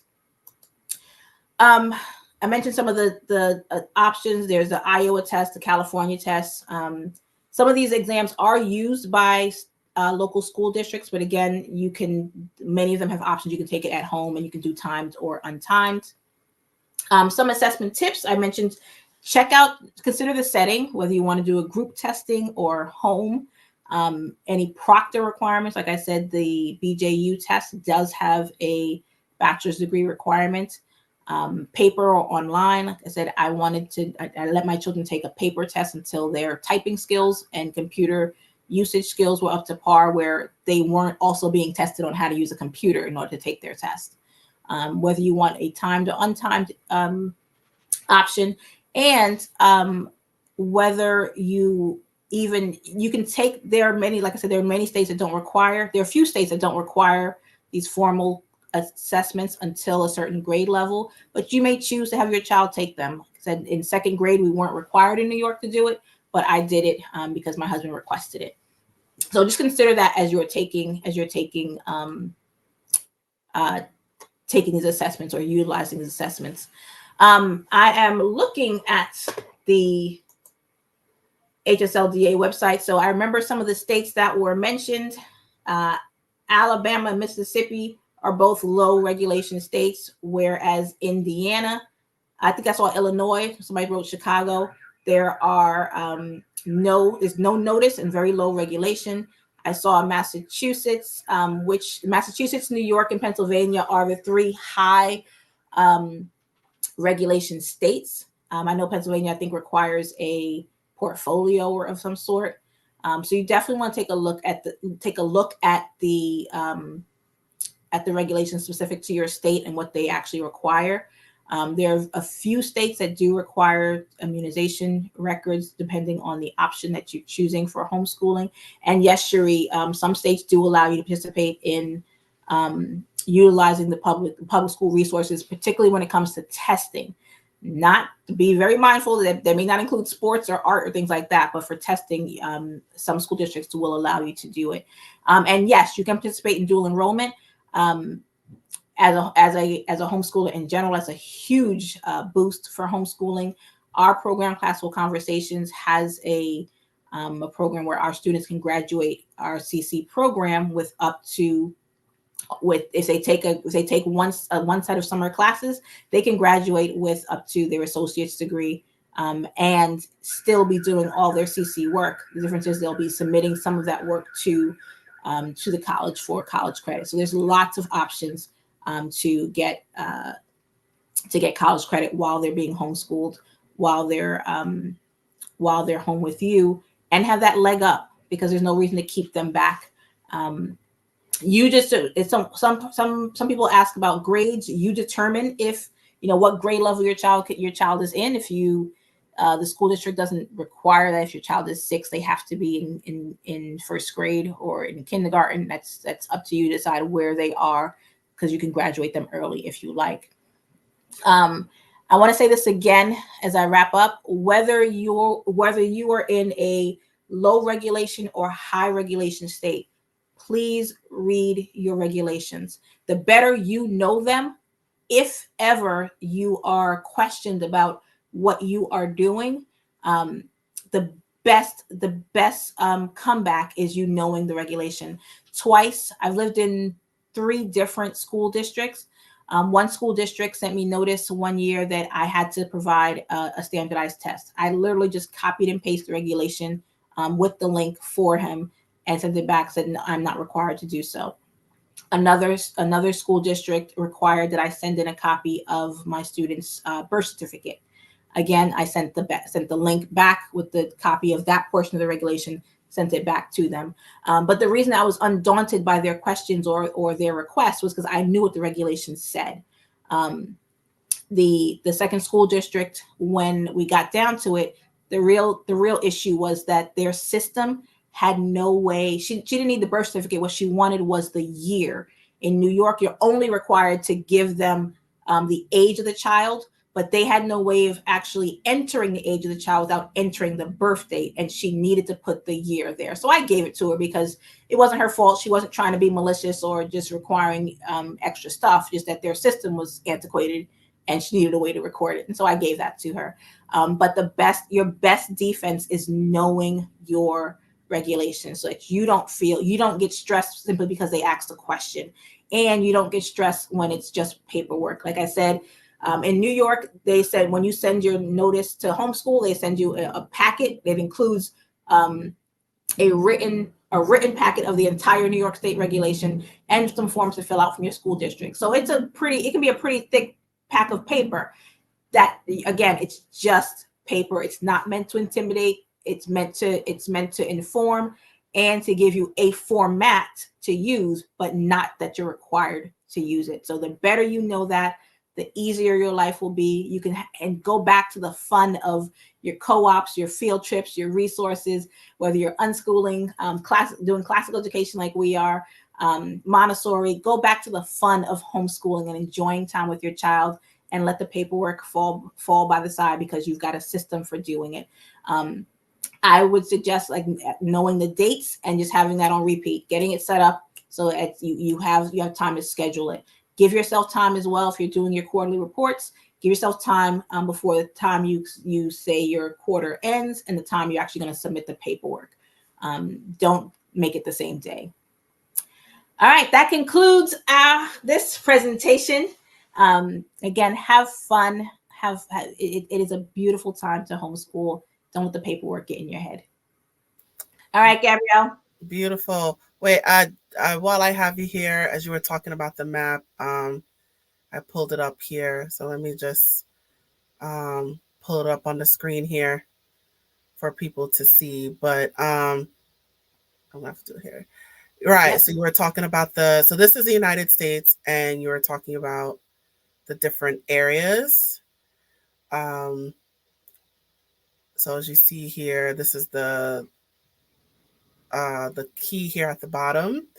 So the states in red, it's I think Pennsylvania, New York and Massachusetts. Yeah. Oh, so and Rhode Island. Rhode Island. So yeah, so this little corner here is bright red. That was hilarious when I saw that. So that is the highest of regulations. And then the dark blue is moderate regulation. And then the light blue is low regulation. And then the green is no notice, low regulation. So the green states are the most lax of the entire country, which is hilarious. And then, and then there's varying degrees of strictness when it comes to regulations and paperwork. So yes, and regulations. I want to say it again. Regulations. It just means paperwork. It's not you don't need to move out of New York because they have more regulations than New Jersey. You can stay right here. I've been homeschooled in New York for now 12 years. It's literally just paperwork. And I know you said, Gabrielle, there are some people who, if you're international, Classical Conversations does have communities in 57 countries. So if you go on our website, classicalconversations.com, you may be able to find some homeschool support that way if you are outside of the US, where you won't have a state regulation or maybe not have a country homeschool group to help you out. If you are outside the US, we do support international communities as well. Awesome. And as we're on international communities, it's another thing I pulled up. I don't think I could pull. I thought I had it. Oh, I'm gonna reshare it. But on the same, I'm just gonna pull it up. Oh, it's not letting me do it. All right, but on the same same website, there's a drop down box for international. Oh, there it is. So pull it up. All right, I'm gonna share the screen again just so you guys can see. So for those of you that are outside of the United States, this is the HSLDA website where it breaks down homeschooling in other countries. So it looks like the dark blue is where homeschooling is allowed. I'm assuming that's what the color coordination means. So there's a drop-down list of countries. So you find which country you're in, and then you will see the regulations when it comes to that. So this is another resource for those of you outside of the United States, hslda.org/legal/international. I just wanted to point that out. All right, Tamara, thank you so much. Thank you. Oh, sorry. Did you want to say something else? No, I said always a pleasure. All right, awesome. Oh, I'm sorry.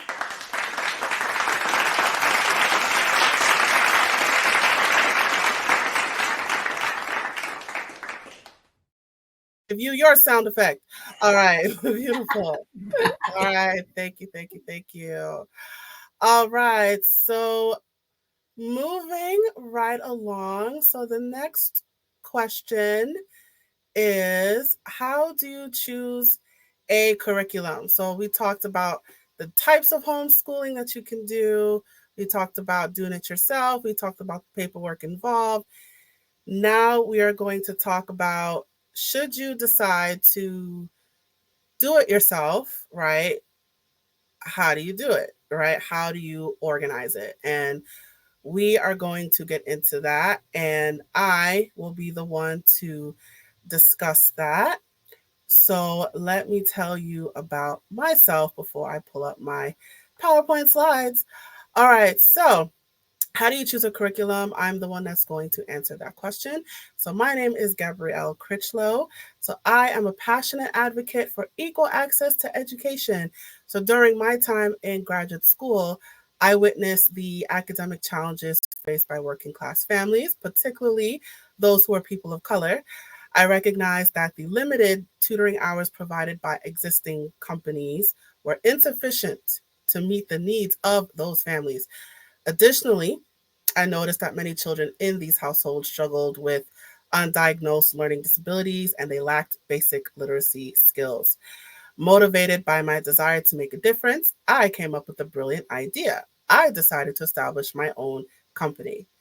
Drawing from my experiences working at various tutoring companies, I gained valuable insights into effective tutoring methods and discovered my passion for helping students succeed.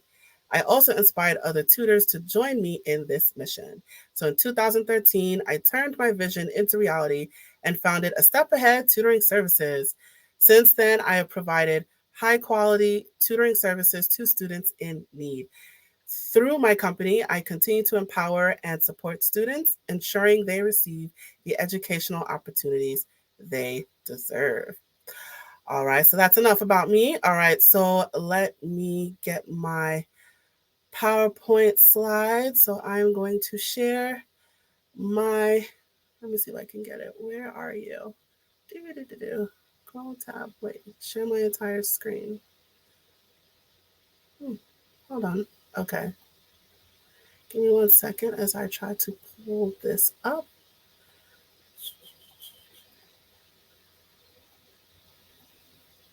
Ah, there you are. All right. Okay, slideshow from the beginning. Okay.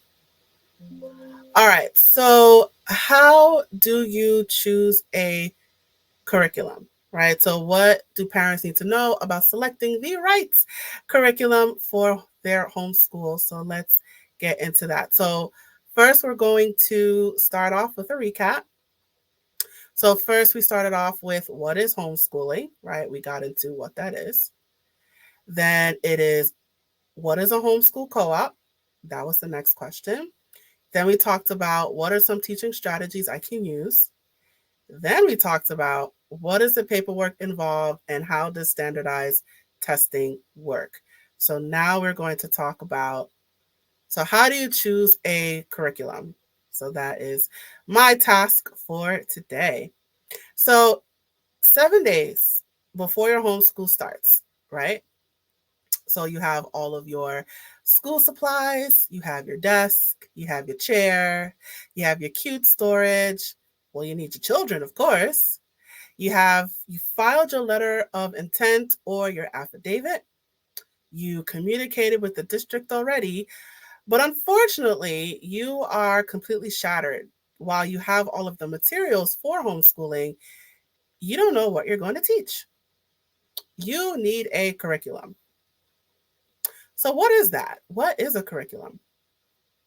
So, think of the curriculum as a roadmap. It assists you, who is the teacher in this case, in planning what your child is going to learn. So, it includes things like the materials, your methods, the goals, assessments, all these things to make teaching effective. And it serves as a guideline to how you're going to structure your how you're going to structure your environment, the way that you teach. So that curriculum is sort of like a it's like a you the way that you structure your classes, that's how you're building your homeschool around it. So it's like a sort of like a guide or a window as to how you're going to set up your homeschool.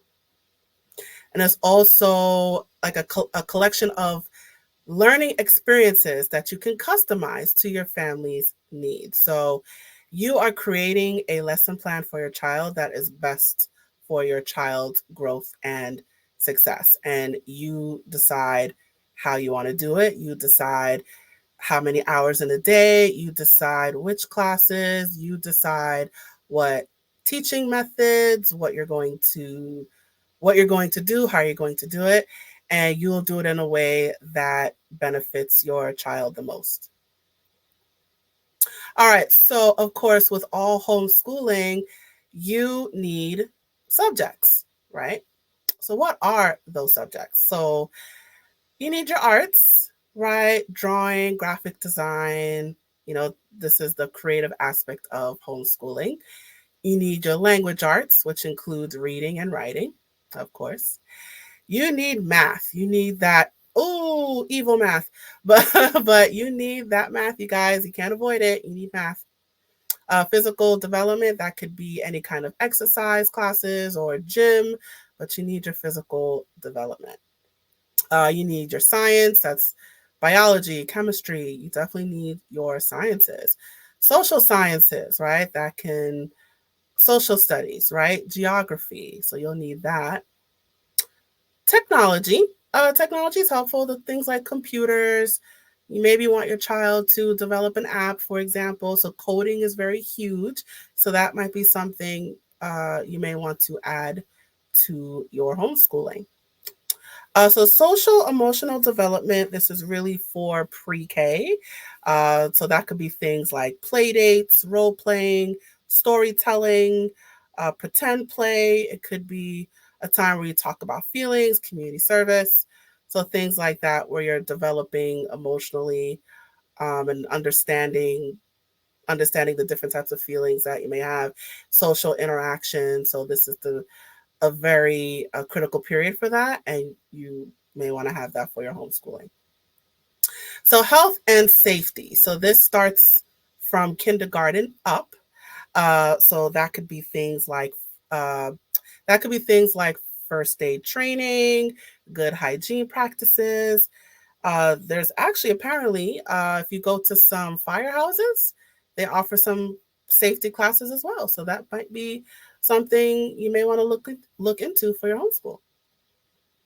All right, so the philosophy of homeschooling. So these are some things you may want to think about in terms of how you want to set up your homeschooling.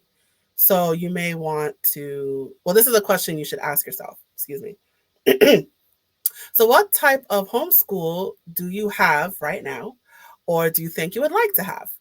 Right. So that's something. So when putting together your homeschooling, that's a question you want to answer for yourself and your family.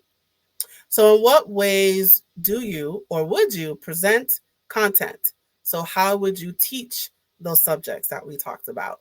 Would you do it yourself? Would you outsource it?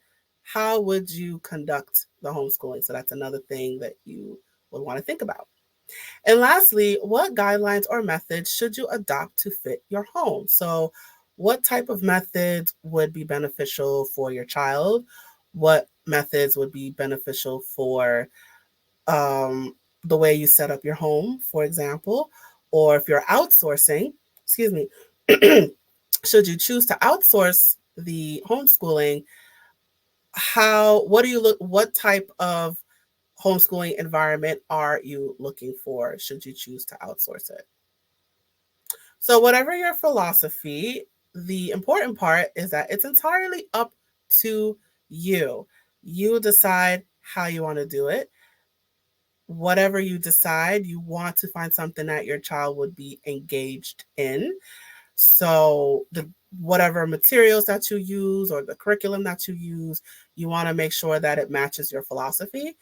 You also want to make sure it matches your goals. You also want to make sure it matches up with your child and it aligns with your child. So you don't want to pick something and your child hates it, or you find that they're not really learning well from it, right? So you want to pick something that will best benefit your child and your family.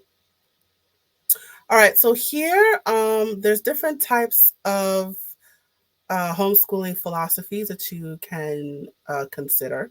So there's things like we talked about the Montessori method, which is it's more like a hands-on learning experience. It's more independent freedom, so there's not really a structure to it. It's more to engage in curiosity and exploration, self-discipline. You may want to consider the Charlotte Mason method, which relies more on books and studying nature. Short focused lessons, outdoor exploration. We talked about unschooling earlier, which is more of like a free flowing way of schooling. So there's different types of ways that you could set up your homeschool. School at home is another one. That's pretty much like the way you set up the way public school is set up. Maybe you know what you want to the way that they do public school, you want that at home. That's up to you, right? So that's another way that you could do that. But these are the different types of ways that you can set up your homeschool. So who's the teacher? So in homeschooling, the teacher is you, right? So you are the teacher. That is very, very important. So you are the teacher. But let's say you don't want to be the teacher, right? What are your other options? Well, still you, right? But with an assisting tool. So what do I mean by that is maybe you want to, there are like curriculums that you can buy, that you can purchase, that have everything kind of laid out for you. So you can either do it yourself where you create your own materials, or you can use pre-planned materials or pre-packaged materials. So you can do that as well. You can also hire a tutor, right? So you'll, depending on your state, you are allowed to use tutors for homeschooling. You can use an online academy. So there are online academies that are out there. So if maybe your child is more into computers and you find that interacting with people might be difficult, so it may be helpful to find something virtual. So there are online academies that are out there that everything is just laid out for you. So you could just let them do all that, right? And then we talked about it earlier, but homeschool co-ops is another, excuse me, homeschool co-ops is another resource for you. So you can just kind of drop them off at a co-op, right? And there was a question before about joining multiple co-ops. You are allowed to join multiple co-ops, but you may want to just let them know, right, that you're in multiple co-ops, but you are allowed to do that. So a co-op is um, another resource for you if you yourself don't want to do the teaching. All right, so if you're looking for curriculums that are religious based or religious centered, here are some options for you. Easy Peasy is a popular one. I see that pop up a lot in Facebook groups. There's also Sunlight, The Good and the Beautiful, BJO Press. So these are some options for you if you're looking for more of a religious influence in the curriculum for your child.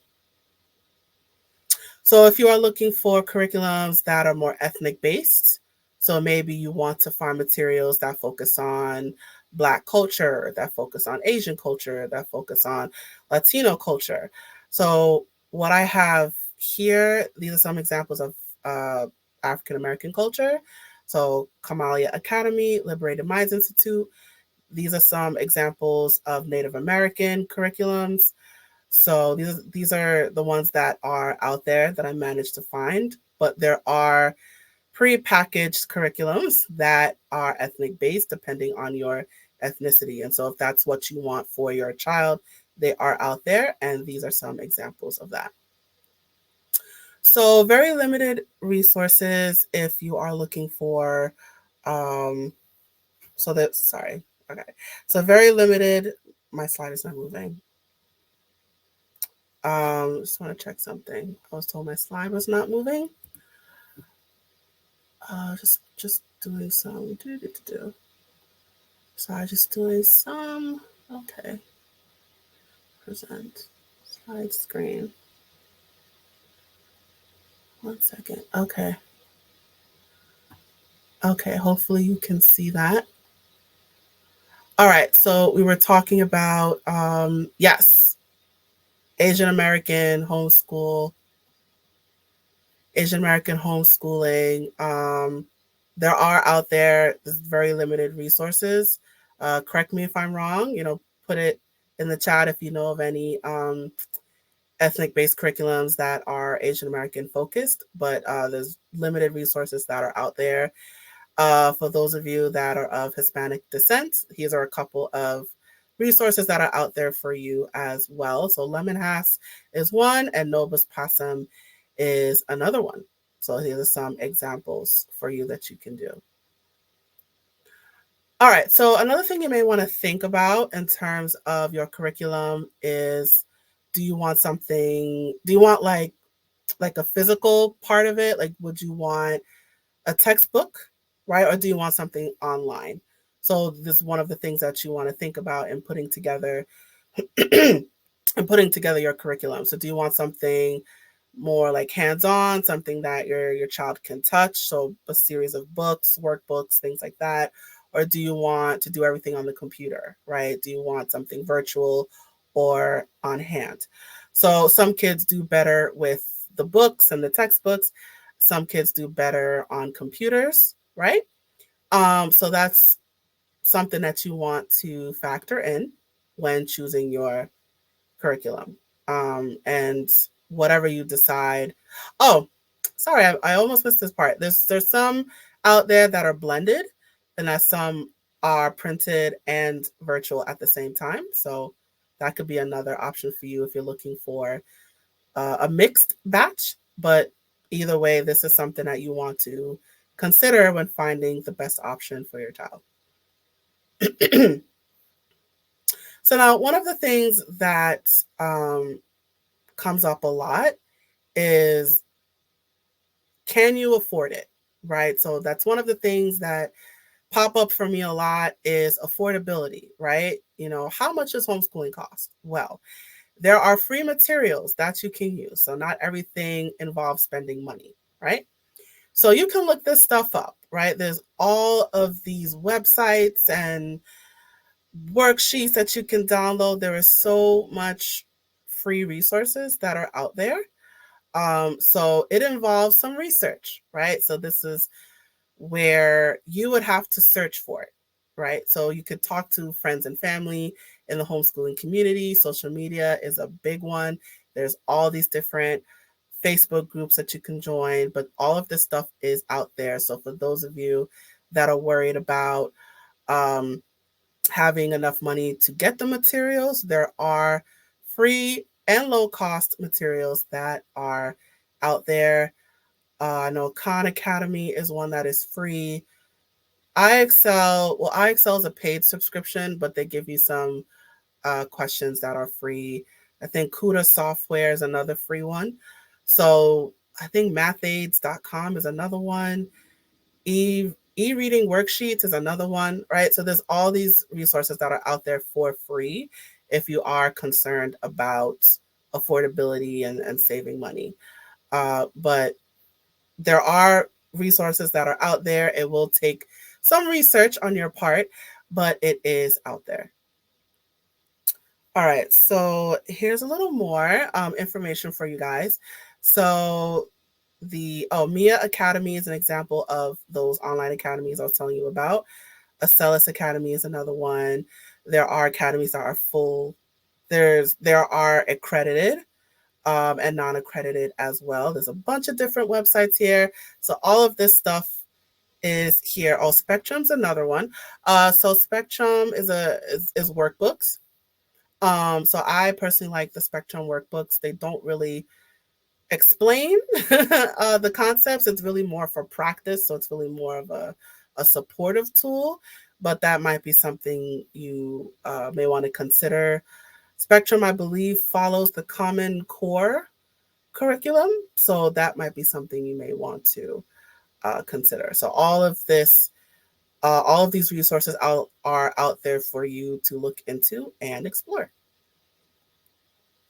So which subjects should you teach? So it varies, right? So I know I kind of mentioned it earlier. So just to kind of circle it back in. So depending on your state or country, they actually outline which which subjects that you should teach in your curriculum. So that's something that you should be mindful of. So 32 out of 50 states, there are specific requirements. So when it comes to choosing a curriculum, there are some subjects that pretty much all states and countries have something in common, right? So there's language arts like reading and writing, social studies, science, and math. So those are the common denominator among the states and the countries. So you need to have those foundational skills. So they are considered essential for a well-rounded education. So this is something you may want to incorporate in your own curriculum is when your child starts ninth grade. I think for the most part, we still follow the grades setup. In that when your child starts ninth grade, that might be the time to start talking about college and introducing life after high school, right? So that might be something you may want to incorporate into your curriculum. So we'll talk about that later. Preparation for college, that'll be my next segment. So, should you decide to homeschool until 12th grade, it's important for you to research the graduation requirements of your state or country, which my next presenter will get into more of. But I do want to emphasize that you can homeschool up to 12th grade. So, should you decide to go all the way, you can do that, but definitely go into the graduation requirements of wherever you are located. So, I wanted to highlight that point. So the core subjects, you have your math, your reading, and your writing, and your social studies. Those are your core subjects. So then there are electives, right? So they're optional. You don't have to, but it might help to make your homeschooling more eclectic and more enriching is you add these additional subjects. So I talked about arts before. So you may want to add music, you may want to add dance, foreign languages, right? You may want to teach things like finance, life skills, how to open a bank account, credit reports, right? So you may want to add these things into your homeschooling curriculum to make it more of a well-rounded education. So you might want to have more electives in your setup. All right, so here are some additional resources for you. Bookshark is another one that has it's I think that's an online no, those are books, but those are pre-packaged, so those curriculums are laid out. I did mention IXL Learning. I like IXL. That one is a subscription. So that one is well, it's a financial investment. They do give some free questions, but if you want like unlimited practice, IXL is a good resource. They follow no, they have a variety of curriculums, actually, not just the Common Core. So IXL is another one. That one I like personally. A to Z Homeschooling is another resource. So those are some additional websites for you to look into and additional resources to help you decide how you want to put your homeschooling together. So you can change your curriculum at any time. So that is a very, very important for you to know. Once you pick one, you do not have to stick to it. So if you pick one and you decide, I don't really like it, or my child's not really getting anything from it, guess what? You can switch, right? You don't have to stick to one. You can hop around, jump around. You can find which one is better for your child, but you can switch them up at any time. All right, so 5 non-negotiables. So something that you want to keep in mind, you want to assess your child's strengths and weaknesses by testing them in reading or math. So we talked about assessments. So you may want to do some additional assessments as well, but definitely see where your child is in terms of the reading and math in terms of their core subjects. So you definitely want to look into that. You want to keep track of your child's progress. So how are they doing? Where are they struggling? You definitely want to keep some sort of documentation of your child's progress. You want to evaluate, you want to take good notes, help you decide what to teach next. So this is something that's very important. So depending on your state, they may require you to keep a portfolio. So the assignments that you give out, the worksheets, presentations, all of that, depending on your state, you may want to keep all those. Well, you should, depending on your state. They require a portfolio. So these are things that you should be keeping track of, documenting, and keeping it all in a portfolio. So you definitely want to have those. So if depending on your state as well or your country, if you're curious or required, you may want to give them a standardized test to see how they're doing and how they compare with their age groups across the country. So I know New York requires a standardized test. So that's a state that requires it. But if you're in a lax state like Texas that doesn't really require it, you may want to have them do it anyway as an option, just to see how they're doing personally, but also compared to other kids their own age. So that may be something to factor in. And you want to choose appropriate level standards and set personal goals for your child. So I know we talk a lot about grades, but there are developmental stages. So, but some, depending on your child, they may be more advanced than kids their own age, or they may be farther behind than kids their own age. That's fine, but you definitely want, I will say there are more or less developmental benchmarks that you want to make sure your child is reaching. And this will help you guide how you're doing your homeschool. All right. So good luck, you guys. Sorry, stop sharing. So good luck, you guys, on your homeschooling journey. Just know that it is trial and error. So it's research, it's exploration. There isn't a one size fit all type curriculum. It really does take patience. It takes, I guess practice. I don't know if I want to say practice, but it really is figuring out what's best for your child. So don't expect to get it right away. It may take some time for you to get it right. So just know just have patience with yourself. Don't rush yourself. It does take time. So whatever is best for your child, but also best for your family as well, because homeschooling is a collective effort. So you definitely want to pick something that is best for you, best for your family, and for your child. All right, so that is the end of my segment. Let me give myself a round of applause.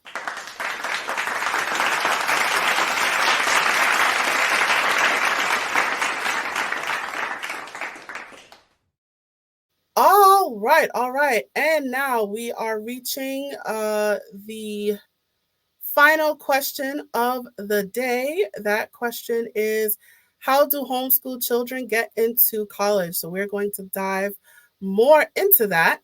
And I see my presenter is here. So let me tell you about her. So her name is Lanissa James. Let me get her name. There you are, Lanissa James. So let me tell you about her.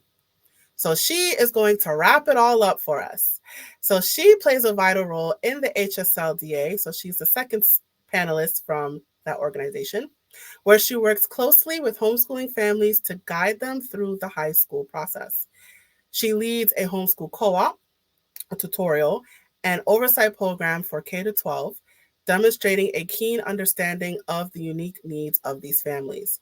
With over a decade of experience as a seasoned tutor in both group class settings and one-on-one coaching, Lanissa is well equipped to support her students. Additionally, she and her husband are actively homeschooling their 7 children, ranging from preschool to college. Awesome. All right, without further ado, I'm going to go ahead and bring Lanissa to the stage. Hi, Lanissa, how are you doing? I'm great. How are you? This is I am exciting. good. I'm good. All right, so you're taking it home for us. Hey, All looks like you right. guys had a phenomenal presentation today, all day. This is great. I hear my colleague Darren Jones was on as Yeah, he was definitely on. well. All right, Great. Mister, take it home. Wonderful. So she said the question is, how do homeschool children get into college? Do they go to college? Absolutely. I love talking about this topic, and I hope you are encouraged. I think that there's so many stereotypes about homeschooling through high school. We all think we're smarter than a fifth grader. But as soon as you say you're going to homeschool your kid through high school, everybody's concerned. Aunties are concerned, grandmas are concerned, right? Your spouse is concerned. People begin to get really concerned. And this is an area that I've totally fallen in love with. And I want to share with you, I want to encourage you just in the short time that I have today. Just like Gabrielle said, I am a homeschool mom of 7. My husband and I, when we first started homeschooling, he thought, is this legal? We went from spending $20,000 in private education, clearly on a college track, but I decided to homeschool. And he was concerned. He was in law enforcement. He said, "Is this legal?" And that's how I connected with HSLDA many years ago. It'll be almost 20 years. My oldest daughter is getting ready to turn 27, and our youngest is 9 now. So we have just launched our 4th student to college. Out of those 4 college students, 2 have finished. 1 is a junior, and 1 is a freshman this year. We love college. And at home, we're still homeschooling 3. We have 1 that's a junior. So I'm with you. If you're looking college-bound students, I have a high school student. I also have an 8th grader who I'm preparing for college, getting college credit in 8th grade. That's something homeschoolers can do, and it's exciting, as well as having my 3rd grader, which just kind of keeps me all young. So it's all so exciting. I brought a PowerPoint for you. I hope I'm able to share. Let me see if I can share my screen. And I want to just give you some visuals, if that's okay. Let's see if it works. Share my screen. All right. I think I'm sharing my screen. I hope I'm sharing my screen. I hope I'm sharing my screen. Can you see my screen? Not right now. What? All right, so you click share. So present at the bottom. Mm-hmm. And then share screen. Let me exit my show. Let's see. I'm trying to share. All right. Entire screen. Yes, I see you. Oh, click share screen on the bottom. Yes. Chrome tab. There we go. It's gray. Why is that gray? Well, is it open? So the slide. Yeah, make sure it's open. It's open. Okay. Slide is open. Let's see. It should be entire screen or tab. Not tab. Window or entire screen. No, let's try window. Oh, I found one. Let me know if you see my screen now. Okay, I popped up on my end. There you go. Do you see the full screen? Yes, I see the full screen. All right, I'm just going to share a little bit from the PowerPoint, and then I'm going to come have a chat with everybody, and I'm happy to answer any of your questions, okay? You are going to be able to chart your way, not only college, but career, military. This is the James Party of 9. It's never a dull moment. Check them out. We're sitting here. We have a family-owned beach, and they're just hanging out, chilling, and you see my little one. She's just so cute. But it's just been a journey, and there's my husband. He was just like, come on, like make this make sense. We saved $19,500. He was like, what's going on? Kids look happy. They're sitting around the table. And here's the team. So I have more young adults, college students than I have little kids along these many years. And we are a college-bound family. I believe in higher education. So many sacrifices have been made for us to enjoy higher education. And I really want my kids to be able to enjoy it. So we set up our lives for that to be a big part. And I'm going to give you some hope. My oldest daughter, Lastasia, she's on my far left. She did the dual enrollment, right? The high school diploma and the dual enrollment. The reason I bring this up is that some people who might be listening are really into making sure your kid gets a college experience before college starts. There's dual enrollment available. You can do it online. You can do it live. She did it live at our local community college. And she presented herself to her dean at her university with Sorry half of to interrupt you. Apparently your slides are not progressing. Is it in slow presentation mode? We're still seeing the first one. Let's see. Sorry, some technical issues. Sorry, guys. Let's try putting in slideshow. You don't see it. Wow. Let's try it one more time. You see the first one, yes? I see, right now I see a picture of a family group. I see your family. Wow. Try putting in slideshow. Let's see if that works. Yeah, I'm in slideshow mode. Do you see another picture? Is it moving? Oh, let me push this. Hang on. That's so weird. All right. Is it moving? No, still seeing the group with your family. Oh, let me stop sharing. When you click through, yes. That's what Sandy is saying. Did you say you see me when I click through or no? No. Let's try this one more time. We're gonna try again. Sorry, you guys. All right, we're gonna figure this out. Yeah, okay. I hear Angela saying she looked into dual enrollment. That's exciting. Hang on, let's see. All right. Share screen. I'm hitting share screen. Share audio. All right, I don't have any audio. Windows. Let me see. Entire screen. Let's try entire screen, see if that works. Okay. All right, let me try this. Does that make it kind of crazy? Let's see. Yeah, I see you. Okay. How does that look? I think that works. Does that work? Okay, let me try to change it and see if it'll change. Ready? Did it change? Yes, it changed. Yay! Let's see. Did it change again? Yes, it did. All right. Thanks for bearing with us. This is the James party in 9, but these are the kids. And so you heard me talking about my oldest daughter doing the dual enrollment. So if you're listening and you want to do some education, some college before, that's an option while you're in high school. But I do want to remind you, you do have to prepare for that because most states require an AccuPlace or some sort of placement test to make sure your high school student is ready. There are some opportunities to do dual enrollment without, but she presented herself to the dean with half the classes done. Okay, because each college or university has a cap on how many classes they're going to transfer over into the department. We did our homework here. And so as a pre-law student, she presented herself in that way. That allowed her to be a 3-time intern. Most kids only have an opportunity to do an intern once in their college experience. But because she had so many classes done, she was presented at the Maryland General Assembly, not 1, not 2, but 3 times as an intern with lots and lots of credits. She landed her high school career at COVID. Y'all know what happened, right? So I had 1 finish in college at COVID and 1 finish in high school at COVID.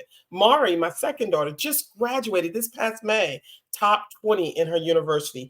Homeschool students can do well. You know why? Because they know how to focus. They know how to study the material. In fact, they believe that homeschooling, college is just like homeschooling. You get this 90-minute presentation. That could be like mom and dad. And the rest of the time you spend reading material, learning the material, and coming back ready for the test. Really, really had a great college experience and just home from being cum laude in her university. And then my third daughter, she is a junior. The first 2 went to Salisbury University. The second one is at the University of Maryland. That's my alma mater. She is also there doing a phenomenal job. Just was on the dean's list as well. She's interning. She's doing studio art and graphic design. It takes a lot of portfolio. You can do it. You can help. And I cannot color and cut and paste anything, folks. I want to give you hope. Right? You can get them connected to great curriculums that help them grow. And then my last student who's in college is my son, Lorenzo. He is currently at Liberty University. He's doing his business administration and project management, and he's picking up his carpentry. So he's also getting his carpentry certification, being bused about 30 minutes away from the university. So he's doing a 2-for-1 deal, having a blast out in Lynchburg, Virginia. And then, of course, those are my 3 who are in my homeschool. This is the smallest my homeschool has ever been with 3 kids. So I have my Nini, who is a junior, Leo, who's 8th grade, and Layla, who is in 3rd grade. Did my slide change? Yes, it did. Yay! Let's talk about the freshman year, guys. Let's talk about ninth grade. If you're planning for college, career, military, please understand it starts in the very beginning. Selecting courses, choosing a curriculum, particularly extracurricular activities, those things that enhance what it is that your child wants to do. For example, if you have a student who says they want to do robotics, there should be evidence in their extracurriculum and in their what I call unique electives, right? I should see some coding, some C++, some Java C script. I should see some evidence that the kid wants to do computer science or robotics or law or engineering. So be intentional those ninth grade years, those early years, about preparing your student for higher education through extracurricular activities. And also their study skills, time management, and then let's not forget, when I say study skills, time management, understand that you have to prepare them to be able to study independently because that's what college is, right? A high school student who is planning to go to college should be able to take the material, go and do it, and bring it back completed. And so I think as homeschoolers, we need to have more practice in that particular area. Creating great transcripts is something you want to do. At HSLDA, we help you out. If you check out our transcript service, it's available. It's very inexpensive, $25. You can have a transcript where the GPA is calculated for you. If you're an HSLDA member, you can also have our audios. Myself and some of my colleagues, we did a 5-part audio series on how to do a great transcript. That is reason enough to join HSLDA because we're here for you for those skills, because the transcript is the only one piece of communication between you and the college or the university, right? Because you don't get to talk over it. So you need to send that document in that really summarizes who your student is. And writing a course description does not have to be stressful. Most colleges and universities don't want all the details of every single class, but you want records. So copy paste what the publisher is saying about the course you're in, get yourself a little binder book or digital file, and keep a list of all the classes that you're using and the resources that you're using. Most classes, almost 100% of classes, will have a description. That's your course description. You don't have to create it. And so when we move to 10th grade year, pretty much the same thing. But as you begin to hone in on college, career, there are some things that you want to pay attention to. So if your kid is going to the workforce or military, do your research now. Get connected to other people in the military, other people in those career fields. I remember my oldest daughter originally said she wanted to be a physical therapist. She was a junior Olympic gymnast at the time, twisted her ankle, spent a week with a physical therapist. And I encouraged her every single day, interview him, ask him questions. At the end of the week, she says, Mom, I don't want to be a physical therapist. That guy touched my feet all week. I'm just not going to do that. And poof, it was gone. But thank God for homeschooling, right? That we had the opportunity to be exposed to what it is that we said we wanted to do, right? And so I think the homeschool years, these 4 years, particularly while you're in college and high school, are the fastest years of your life. Use them wisely. If you're looking at college, look at if you're going to prepare your kid for the SAT, the ACT, or the CLT, it's totally up to you. Test optional is an option, but you need to do your research now to see what your options are. I always have my kids give me a top 5 university list. I mean, in fact, we're due for a college tour on Thursday of this week because we are into touring colleges, and the sooner you tour, the better, okay? And then, of course, outside courses, extracurricular, course descriptions. Don't forget about the very important transcript. All are part of being college ready and preparing for post-high school. Which brings me to the 11th grade year. Did you know that colleges only see 9th, 10th, and 11th grade on your transcript? Because when you've sent that transcript in your senior year, everything is IP in progress.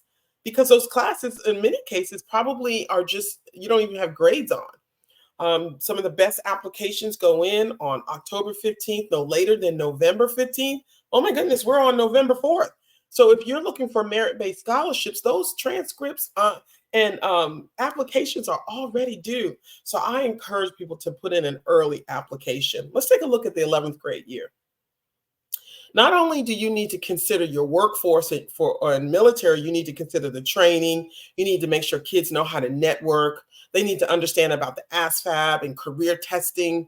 And then for colleges, we talked about testing, but you also should be looking into research and financial aid, right? College is expensive. So you need to be intentional about what your plan is. And the best place to look, y'all want to know, is on the website of the university. The university loves to give scholarships to their incoming freshmen and to the students that are at their university. Go on the website, use the little search engine, and type out the word scholarships. See what's required. It's never too early. You can create yourself a tracking sheet and begin tracking those scholarships.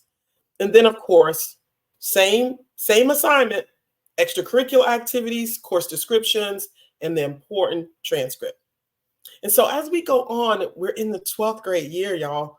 I'm telling you, the last 4 years of homeschooling goes fast, fast, fast. So when you're planning your senior year, it's all of that. It's academics, it's record keeping.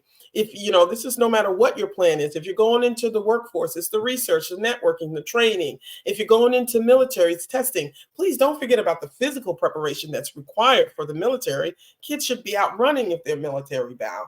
And college, you heard me say, college visits. It's never too soon.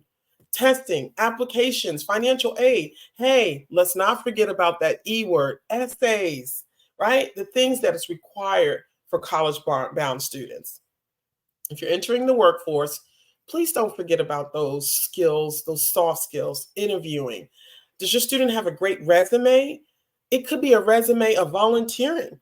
Homeschool students cannot forget about their volunteering. They're up against public school kids who are required to volunteer. So when the homeschool student shows up, they should have volunteer hours. And I love recommending congressionalaward.org. I love them. I love them because it helps you organize all of your volunteer service really in a nice, neat package. And of course, you have your bronze, silver, and your gold award based on your activity. Check it out. Research, networking, soft skills, you're entering the workforce. And guess what? You still need a recommendation. You need a referral. So students, homeschool students, should be networking with people who they think could give a great referral. And my favorite homeschool student is the student who has a well-done transcript and a well-done resume. They put the two together. They hand it to the person who's doing the letter of recommendation or the referral. People can speak more clearly about the goal of your student when they have those two documents in their hand. So if you're considering trade, technical apprentices, don't think this is easier. It can be harder if you're not careful. You want to get in there and you want to make sure you're prepared. You have the training, you know what's required for the certification and the resources. And of course, your membership at HSLDA.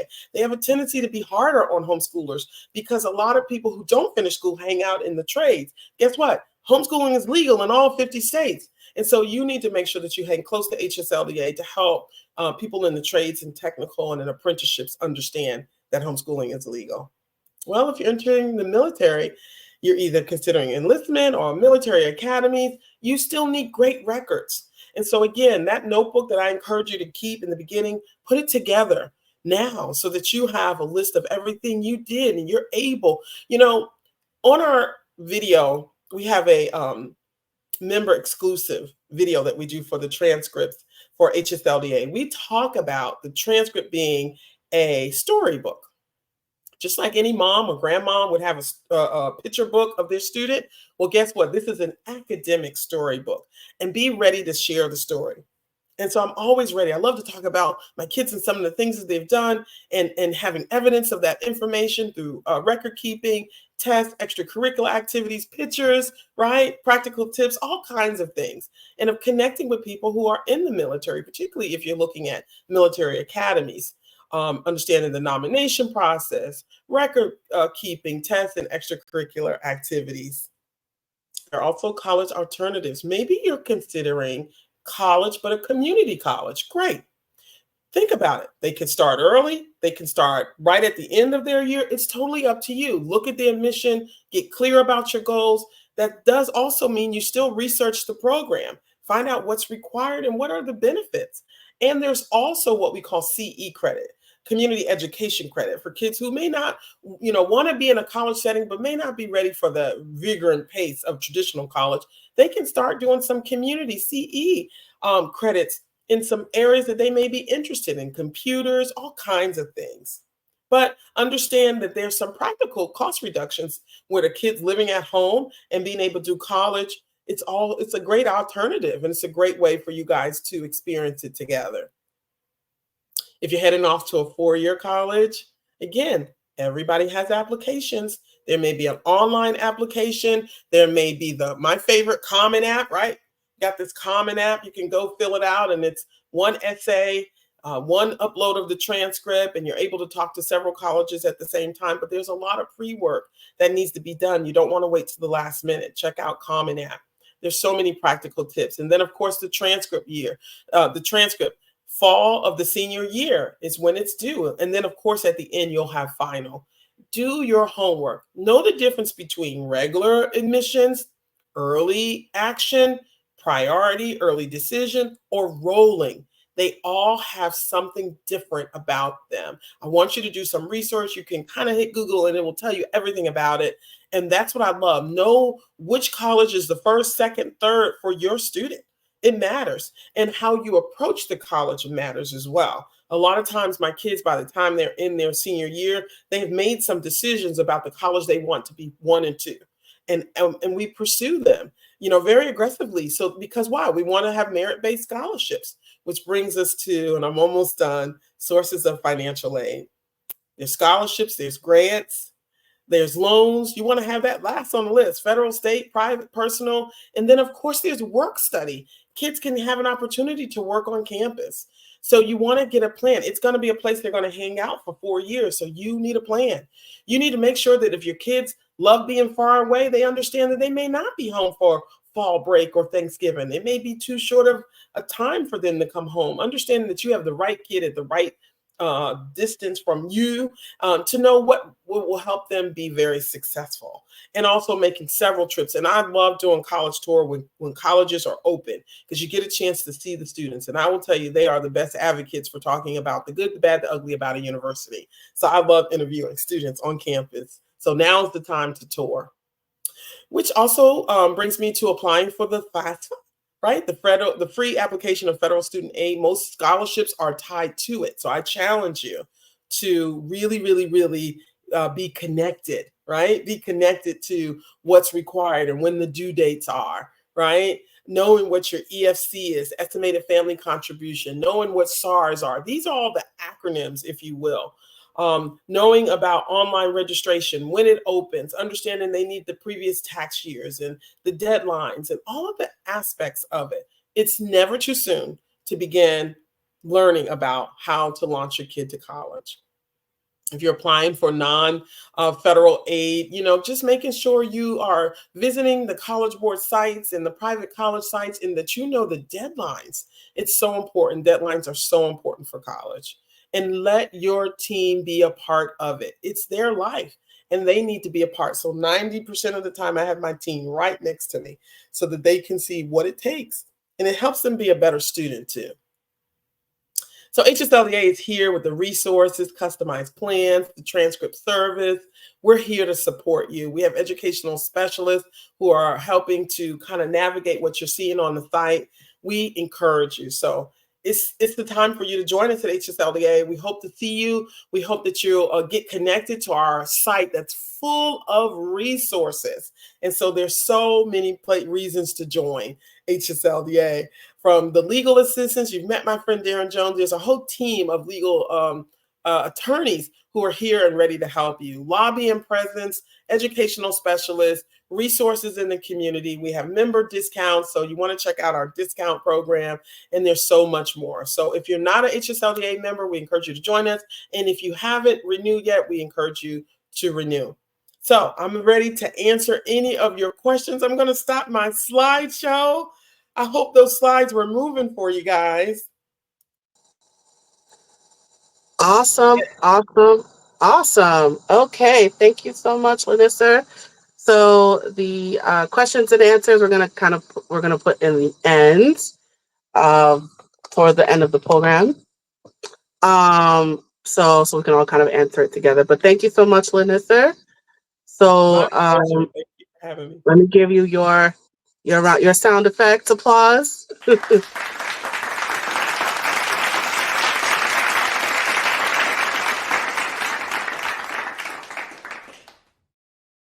Awesome. So thank you for jumping in. My pleasure, friend. Awesome.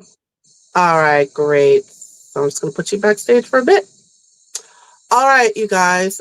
So apparently I see that my slides weren't moving. So I just want to see I can kind of try it on my end again. Okay, so share. Okay, so I can kind of see what's going on. Okay, let's see. Okay, not from current. Oh yeah, okay, beautiful. All right, so I apologize for the technical difficulties. So I'm just gonna kind of, not gonna kind of say everything again, but I'm just gonna kind of show you just kind of briefly the slides. But basically, so these are the questions that we talked about prior to my presentation. So I, of course, was how do you choose a curriculum? All right, so not gonna go over all this again, but I just want to show the slide in its completion. So you see what it was. Again, I apologize for the technical difficulty. All right, so I'm just going to kind of go over it with you.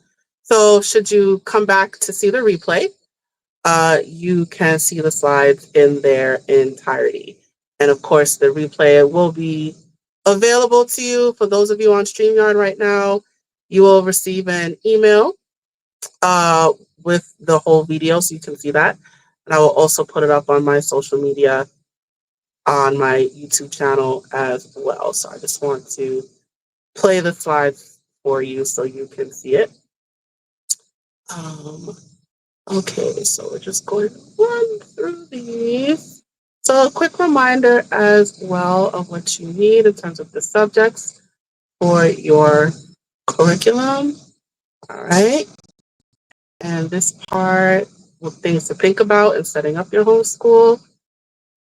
Okay, choosing your philosophy is up to you. So finding what's right for your family, the different options that you can choose for your homeschooling. Who's the teacher? Just want to get my pretty animation here. So all these different things here. So faith-based curriculum. So these are the options that are out there. As I was saying, easy peasy is a popular one. Ethnic-based, if you want something that highlights your ethnicity more, like Black culture, Asian culture. So these are examples of Black culture and Native American. Not a lot of resources I found with Asian American culture, but correct me if I'm wrong. Feel free to put it in the chat. But this is Asian American focus, Hispanic focus. Okay, the types of whether you want something printed, online, or both. Using search engines. So, so we're talking about affordability. You know, if you're worried about how much is all this going to cost, you know, are there free resources? There are free resources that are out there. It will take some research on your part, but they are out there. I did give you some examples of ones that are free, like Math Aids, Khan Academy, things like that. So I just want to put that out there. So here are a list of, so I was talking about online academies. So this is a list of ones that are accredited, which like they're approved by the powers that be in the government. There's accredited and non-accredited academies that you may want to look into. Talk about Spectrum workbooks, so put that on the screen there. Okay, just want to put that out there. So when you come back to the replay, you can see all this fabulous information. So I'm just putting this here for the sake of the replay. So here are some additional resources for you as well. Yes, you can change your curriculum at any time. So if you want to switch, you can switch. You don't have to lock it down. All right, 5 non-negotiables. Assessing strengths and weaknesses. You want to keep track of your child's progress, very important. Some states require you keep a portfolio, so all worksheets, projects, essays, you want to collect all those for your portfolio.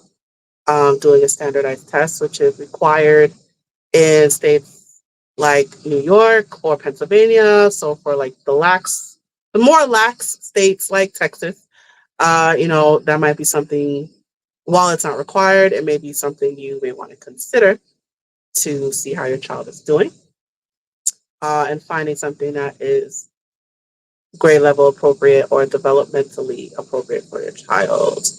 All right, and that is the end of my slideshow. Okay, I'm going to stop sharing now. Okay, so let me switch. So I'm on my phone. Let's switch back.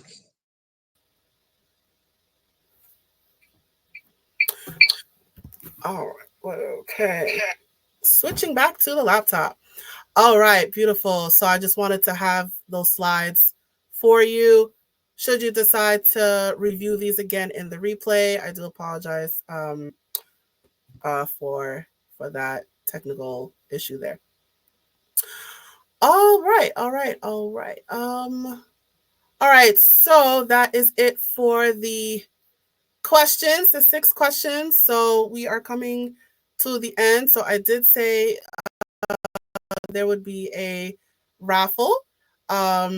So at this point, I am now going to announce the winners of the raffle. Oh, I do not have a drum roll sound effect. Oh, okay, next time. So let me just tell you the winners of the raffle. I guess I should say what the items are.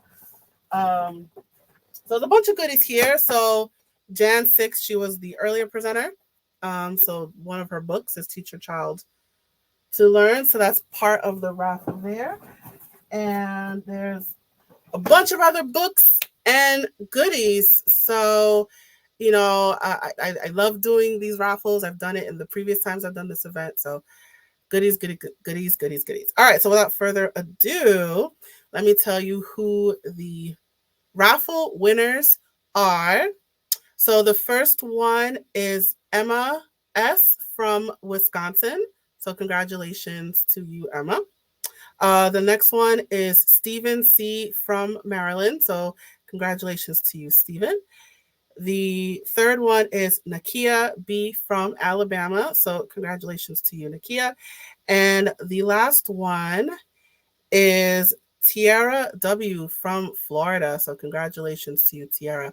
All right, so that's Emma from Wisconsin, Stephen from Maryland, Nakia from Alabama, Tiara from Florida. Congratulations. You are the 4 lucky winners of my raffle. Yay. All right, so I will reach out to you via email to collect your information, and I will send you your prize. Beautiful. All right, so now we are here. The most the most important part of the show is the question and answer portion. This is where I'm going to bring everybody onto the stage. All right, so Tamara, we have Wally and Lanissa. So this is the part I'm going to bring everybody to the stage. A few people had to leave. Darren had to leave. Jan had to leave. So we will do our best to answer your questions. Okay, ladies, let's do it. Look at that. All Black women. Black power. Love it. All right, so some of your questions, we put them up here in the chat. So unpin. Okay, so some of these were answered already. How do I join? How do parents? Okay. We can answer this one from Rye Beaver. Do parents have to have a teaching license to homeschool? Nope. It's legal in every single state. You're a parent, get a child, you can homeschool them. You don't have to have a license. Nope. No. Okay, there you go. It's very simple. All right. I know, Wally, you tapped into it a little bit more, but could you, I guess all of you, can we talk about the difference between homeschooling and unschooling? And I also saw deschooling. Can you tell us the difference between the 3 of those? Yeah, well, homeschooling and unschooling and deschooling, really are all the same, in my opinion. Because when you come out of traditional school, you're not trying to do school at home. You really need to figure out how homeschooling works for you. And so, when I'm very eclectic, we shut down in December. We do different things in December. It may look very unschool deschool. I think there's so much talk around unschool deschool, but I really think when you get a child alongside of their parent, the best thing you can do for them is to unschool deschool, because the traditional setting they could go and be in school. Why homeschool them? So I bring them home and I tell them, I say, hey, this is not going to look like anything you've ever done or what your school friends look like, right? Because we're going to make this work for our family. And one tip I want to say and give these ladies an opportunity to share is that when I first started homeschooling, I remember my oldest daughter saying something to me that changed my life. She said, Mom, we have an extra 25 hours a week. She said, because when I was in traditional school, we would be in school all day and then we had homework at night, right?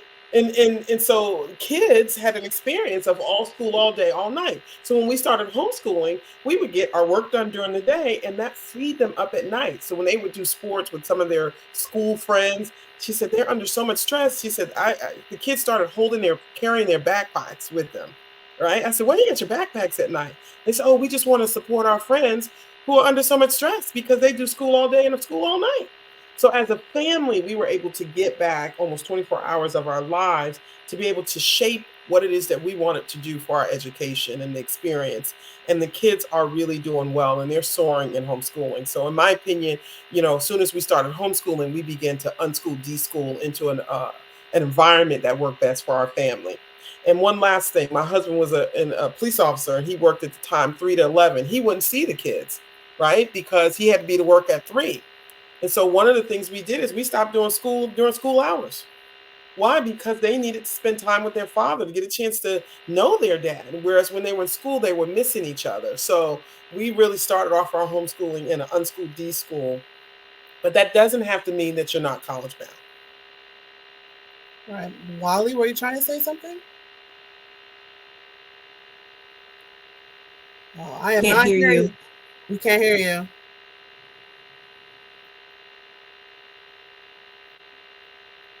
Still can't hear you, Okay. girl. While she's figuring out her sound, I'll share. I had a situation where I was homeschooling my niece for 2 years, and while she was being homeschooled with us, she made a comment at one point where she said, "You do all of the fun things when I'm not here." And I realized what even though she was being homeschooled, um, she would be dropped off at my house at a certain time. She'd be picked up at a certain time. So we had very specific hours that we had to her homeschool was happening. But in reality, as Lenacia said, our education wasn't just book time. It wasn't just when we're sitting at the table and there was curriculum in front of us. It was what we did as part of our lives. And so some of the things she missed out on is that when we were studying Greek and Roman gods, we did a movie marathon over the weekend. When we were studying the plant cell and the animal cell, that became my daughter's birthday cake. We made a plant cell and animal cell birthday cake. When we were studying now his name escapes me, but the gentleman who founded the city of Chicago, when we were doing explorers, we went to Chicago for 3 weeks. And I couldn't take her with me because her mother wasn't going to just give up her child for 3 weeks. And so there is a sense of homeschooling isn't going to look the same, but also there's a time when you need to put down the books. And my understanding of the deschooling part is just putting down the books and just being family, like reconnecting as a family and not necessarily jumping into teacher mode. Like just become mom again, just get to love each other again, get to reconnect. Because if you're coming out of school, your scheduling hasn't really allowed you to there's limited time to just be family.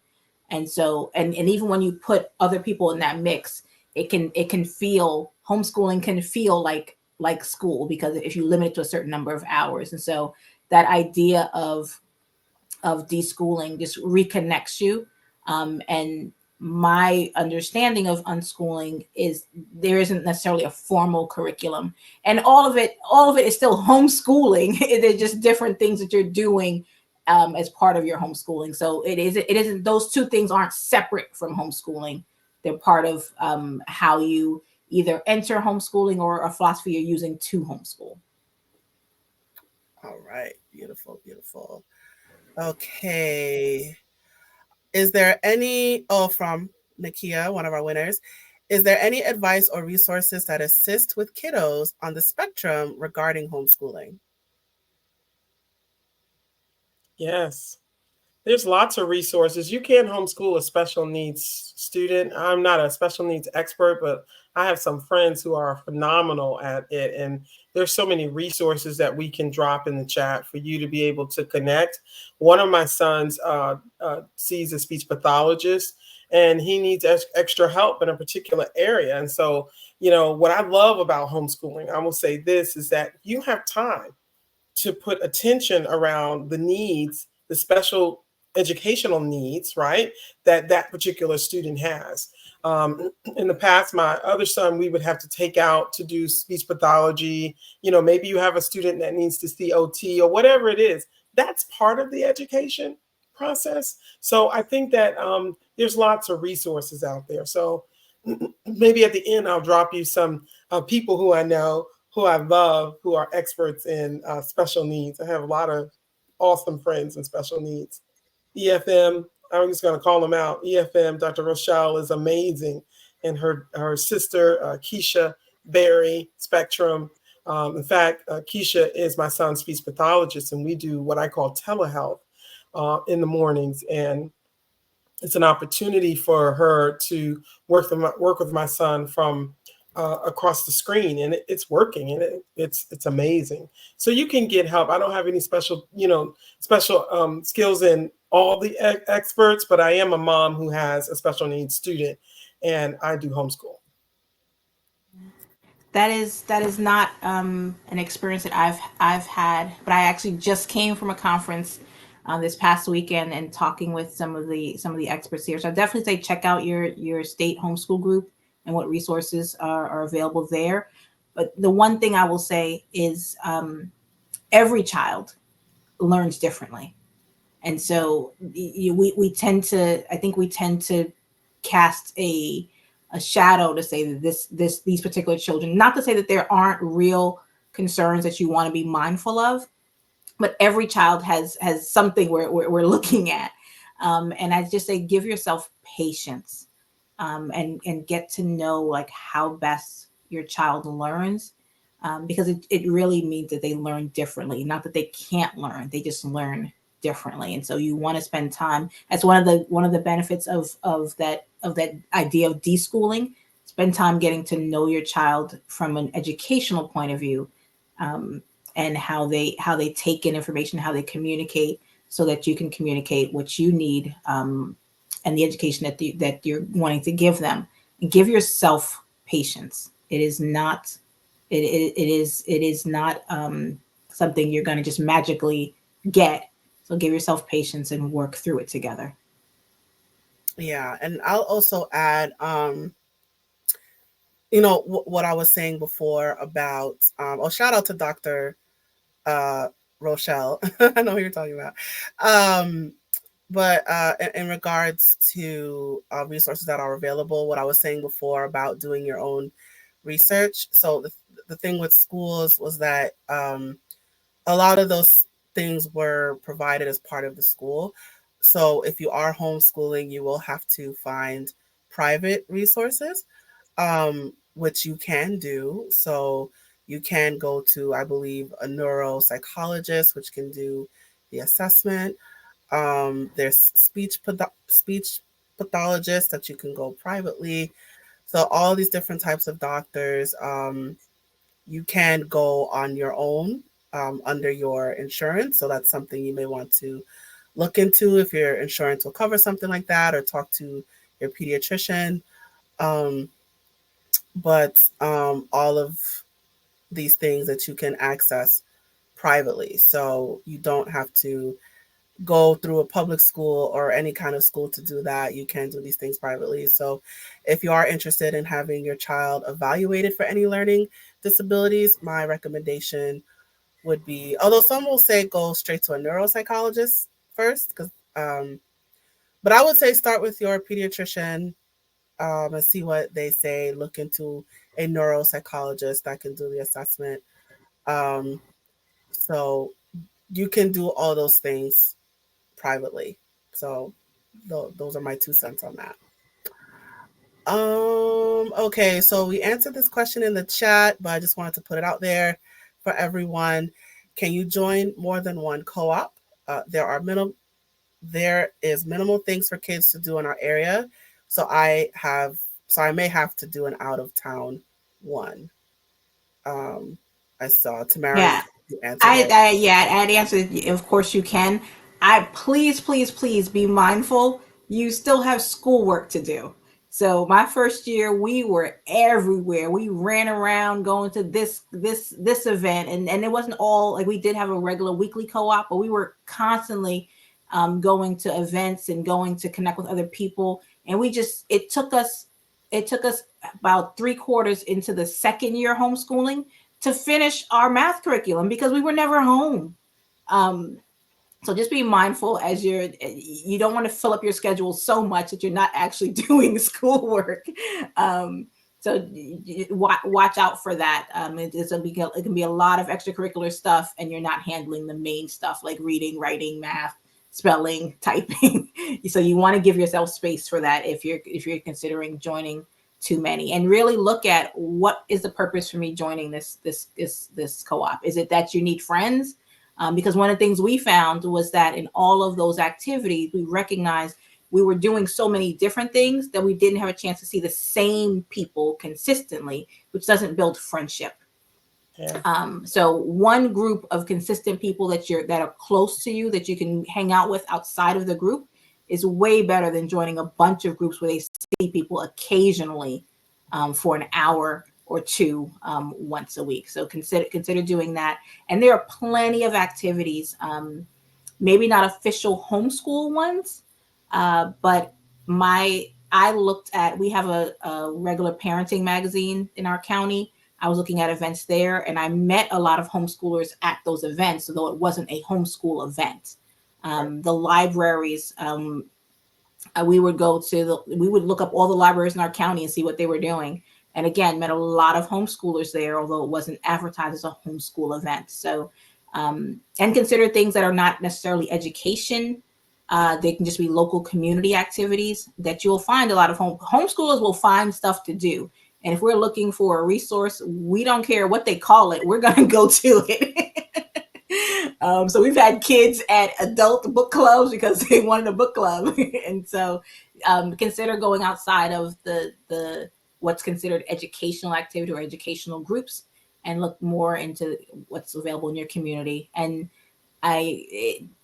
really consider, like, can we build solid friendships here as opposed to just going to see people?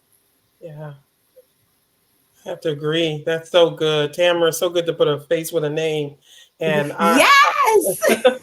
I totally agree. I always say, go to your state conference. Of course, I'm biased. We're with MACHI, the Maryland Association of Home Educators, but the state conferences are places to meet other homeschoolers, and it's a place to bring other homeschoolers with you.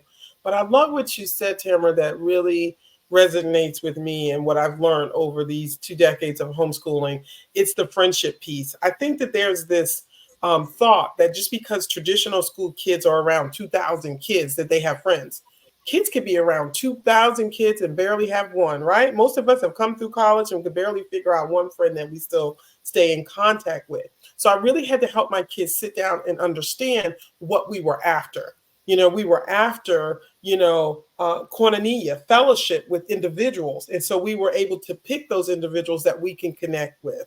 Because, there was a time we were part of a co-op that was so big, we still didn't have friends. because you get moving about and you can't make those connections.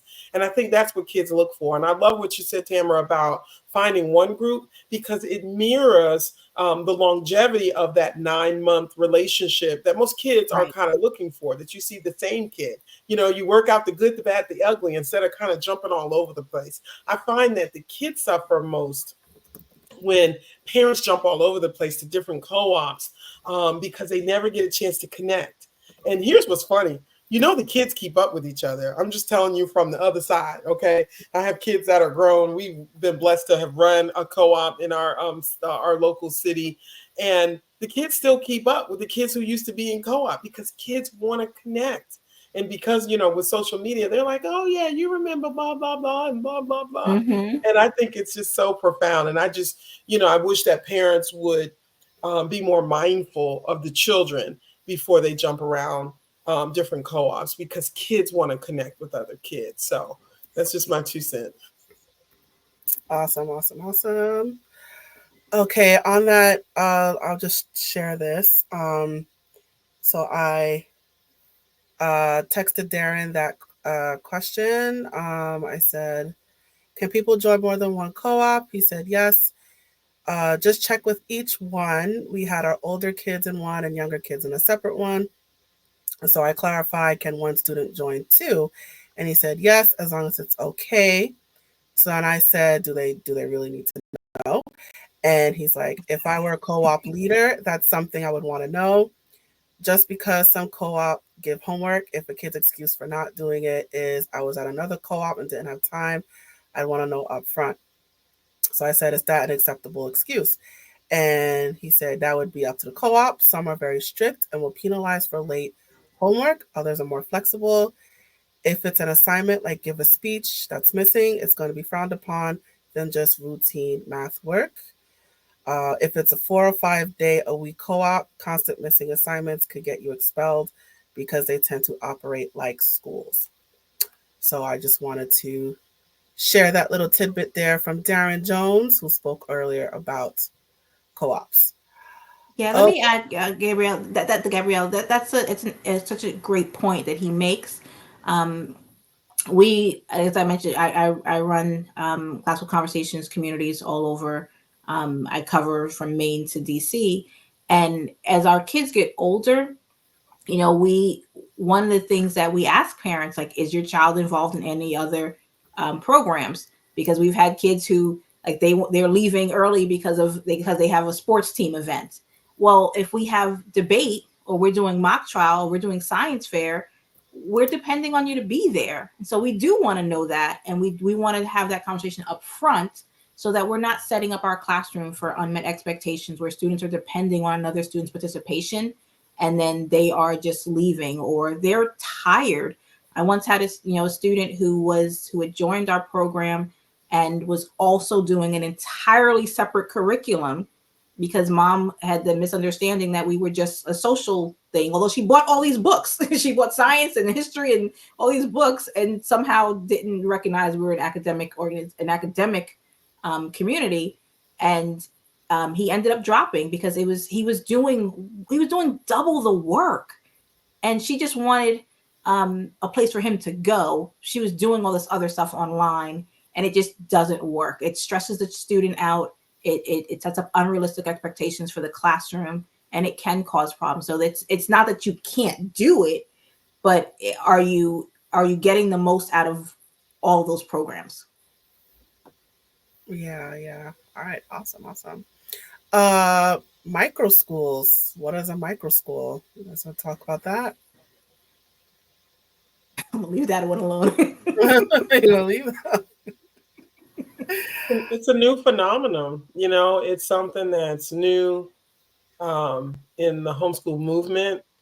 I'm certainly no expert on micro schools, but I do know a lot of friends who have micro schools.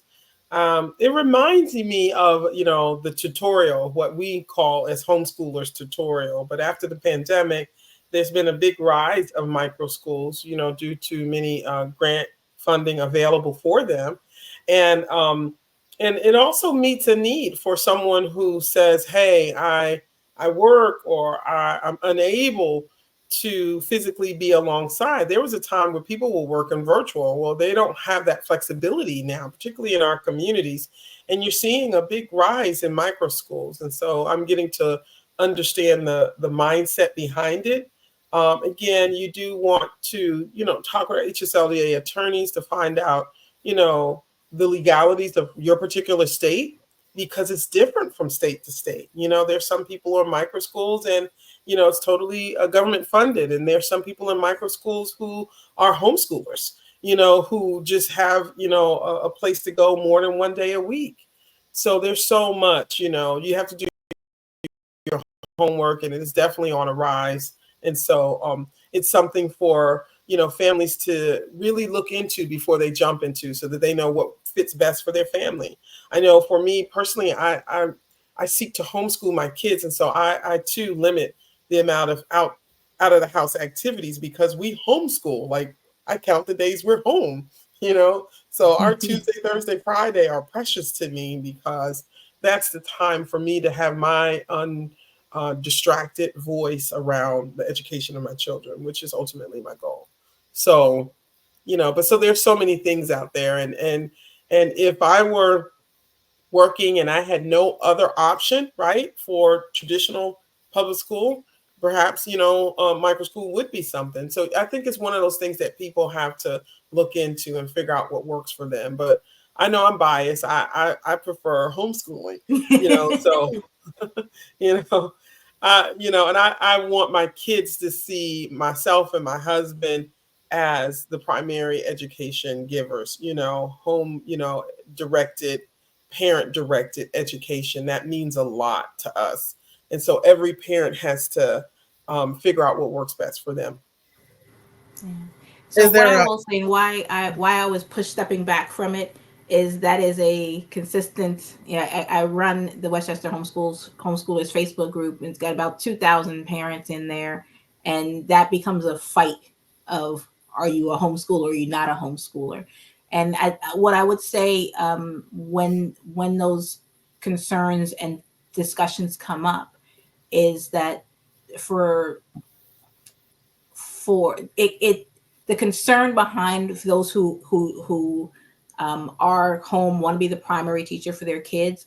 There's a concern of what laws may or may not change as a result of some of the new ways that people are wanting the new alternatives outside of public, traditional schools, public or private, and how it might affect those of us who want to be in charge of our children's education, where we're running it. We decide what's happening, as opposed to hiring someone to do so. So I just want to put that out there, so we're all parents who love our kids and want the best for our kids, and there's a group of us that want to protect the right and responsibility and the authority that we have, and don't want to lose that. And so we respect all those who are just looking for, I want the best for my kid too, and I can't do it that way. I can't do what you're doing, Tamara. I can't do what you're doing, Lanacea, but I wanna have something different than a traditional school. So definitely look out for what you can do. I don't hold back from wanting you to have that, and I want to protect what it is that we have. So is there a controversy? Because I was doing like a quick Google search, because I didn't know what it is, but it's pretty much they can be organized, just according to Google here. They can be organized as licensed private schools, unaccredited non-public schools, or shared learning opportunities for homeschooled children. They could also meet in homes, churches, or storefronts. I see in terms of funding, they're funded through a mix of tuition fees and state-funded school choice programs. So is there So a some of controversy the behind this? arguments, some of the issues that come up, and some of it is just pure old division. Who it's like the nursing mom and the non-nursing mom, the tradition, the non-medicated birth and the C-section. Like, some of those are just regular one against the other issues. But there are some concerns as to what constitutes you actually homeschooling.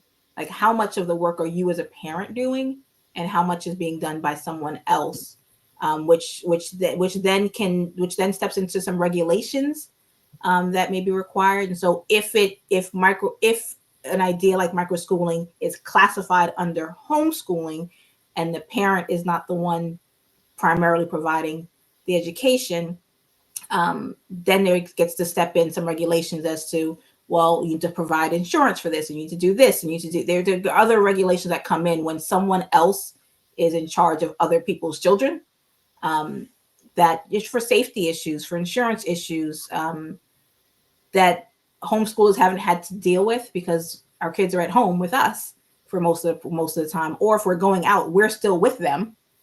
So there's not the safety concerns there. So it's just the possibility. And that's why I held back from a little bit, but the possibility of what could occur legally, with this new movement, and how it could change what we're allowed to do as homeschoolers, and what regulations could then happen for us as homeschoolers. So it's not it's more out of protection of what we have, like I said, not but some of it's just plain old, oh, you do this and I do that, and so we can't be friends. So this is new to me. So is it just if you register you do all the paperwork for homeschooling, but then you put them in a micro school, is it like, well, there's a conflict of interest in that this might be technically considered a school, like, funded by like a government or something, but you enrolled your child into homeschooling? So is it like a conflict of interest? I think that's a legal question, quite frankly, Right. because it can vary from state to state. It just depends on what the law is. You're in New York. What's happening in New York is not happening in Maryland. And Tamara, where are you? I'm in New York as well. New York, right. So things could be different depending on what state you're in. And I think that's the danger of the internet sometimes, is that you're getting some basic information, but it may not be applicable to your state. So you really have to, I think, do your own due diligence here in making sure that you're getting the right information for the state you live in and where you're homeschooling. And, it's another plug for HSLDA for you to be able to connect with them to find out what's possible, for the state you're in. And it's so funny. We see stuff online and we're like, oh, this is great, but it may not be great for you, right? Maryland, we have these portfolio reviews. And so we're all into the paper, right? Kill those trees and get that paper in front of the portfolio review, and you could live right in Virginia, and Virginia wants to do testing, right? Okay, so you have testing in Virginia. And so if you're following one is following the other, this is where we get ourselves in a little bit of trouble here, because paper doesn't matter in from the portfolio standpoint in Virginia, but it does in Maryland. And so I think it's these parents' responsibility to know the state that they live in and how their state is handling these topics. Right. All right. Awesome. Quick comment. Still on micro schools. Okay. So far my understanding is that micro schools are ran by a certified teacher who can also be a parent, and is smaller group size to personalized education plans. That is from Sandy B. Thank you, Sandy, for that input. And every micro school is not ran by a certified teacher. So you have to do your homework there. So definitely. So that goes into doing your own research and finding out about these things. Okay, this one here. Are there scholarships to help provide teaching materials? Maybe in the sense of maybe if you can't really afford it. I know I mentioned before, there are materials that are free. You don't have to pay for a lot of those. But I don't know if you guys know of any scholarships that are out there. We have a compassion department at HSLDA that's available. They certainly can go. They do compassion grants for curriculum. It's a needs-based, definitely we're doing a lot right now for hurricane, the 2 hurricanes back to back. So there are things, out there. It just depends on the circumstance. But you can homeschool at the library, as far as I'm concerned. You can go and have never purchased a book. And it seems I did that one year. I'll never forget. And I learned how long I could keep a book out at the library. And I knew I had to turn it back in for a certain time that I could take it back out, So, so there are things out there for you. I think parents have to be creative. There's so many things you can get online as well, things you can print down. But in terms of scholarships, private education is just that, it's private. And so, there are scholarships from private people, but once you start reaching beyond that, then it's no longer private. So, Right. Yeah, there are VELA, VELA. They are a grant-based organization that does support homeschool families. It is based on need. There's another organization, it escapes me, Gabrielle, I'll get you this information as soon as I can find it, but it's pretty much like a GoFundMe for homeschoolers and to provide curriculum assistance. There are some states that do give homeschoolers money. That's a whole nother conversation, but it is there, depending on the state that you live in. I know Arizona, Florida,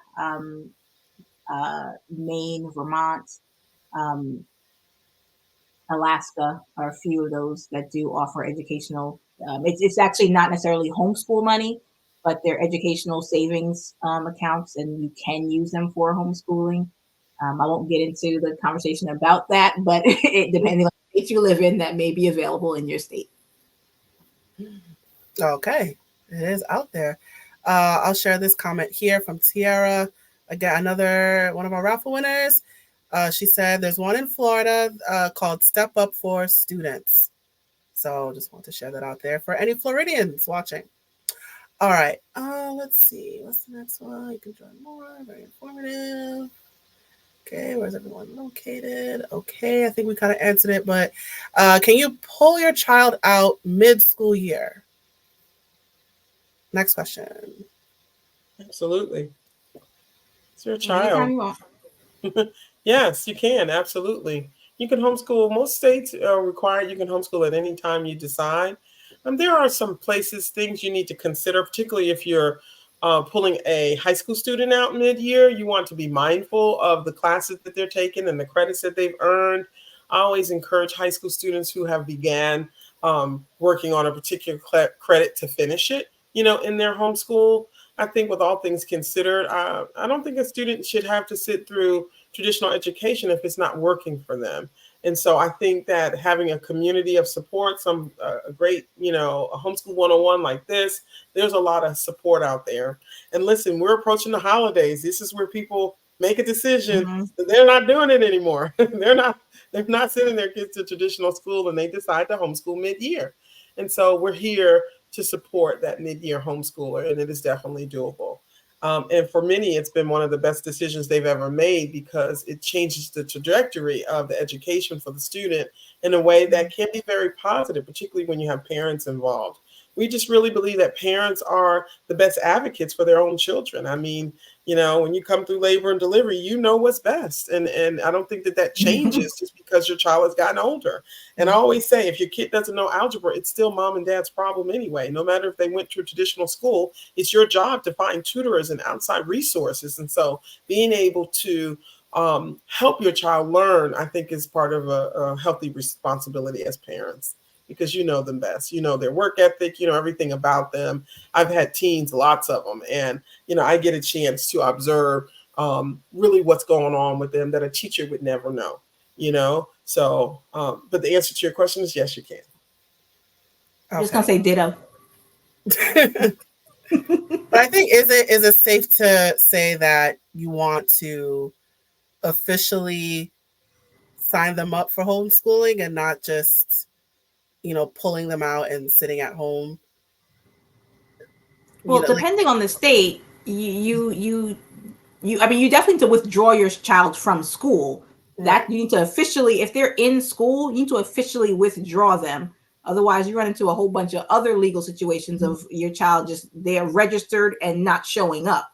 So you do need to officially withdraw them. But depending on the state you live in, there may or may not be a requirement to notify them that you're homeschooling. That's an HSLDA question, and it is different for all states. And so you do need to know your state law, because that intent to homeschool for many states, you guys live in New York, it's the toughest place to homeschool. And, there are requirements, right? You just don't kind of pull your kid because there's probably that 180-day rule that happens in most states. And so they're counting. And so I think, again, going to the www.hslda.org, and getting some serious legal advice about that, I think it's important. I really do. I know my husband had a security clearance, and he was not going to be playing any games with me learning from the girl in the park about what we could do with his kids, mind you, right? He's like, is this legal? Don't have the police at my door. I said, honey, you are the police. He said, well, don't have my coworkers at my door talking about you talking to the girl at the park. So I just think that it's important as parents. I think it's a responsibility to know what you can do for your state and to make sure that you're protecting your child to the best of your ability. So, yeah. I remember when I first started homeschooling, like I said, it's almost been 20 years ago. We were like, can we go out during the day? Right. And inevitably somebody would stop you and say, oh, honey, shouldn't you be in school? You don't seem sick, and really preparing kids for what that experience is like so that you don't become offensive. I had to train my children to say, hey, we homeschool. Yeah, we're excited about it. Because people just stop you. And then, of course, when you're like me, you got a lot of kids. People stop you anyway. Right? And they're like, oh, those kids yours? But they do stop and they will ask the question. Yep. And sometimes when the kids don't know, and parents, if you're watching and you put your kids in traditional school and you take a doctor's appointment, people are asking your kids too, right? You're out just for a doctor's appointment. So I just think that as parents, we need to, do our work to help kids understand why you're doing what you do and get them engaged in it. I love doing that with my teens and my little people. And they will tell you all about homeschooling. Stop one of my kids. They got a whole dissertation for you. Awesome. All right, let's see what else we have. Study assistance, study loans, stupid unschooling. Let's see. We need fundamental class. Okay. Scholarships. Okay, let's see.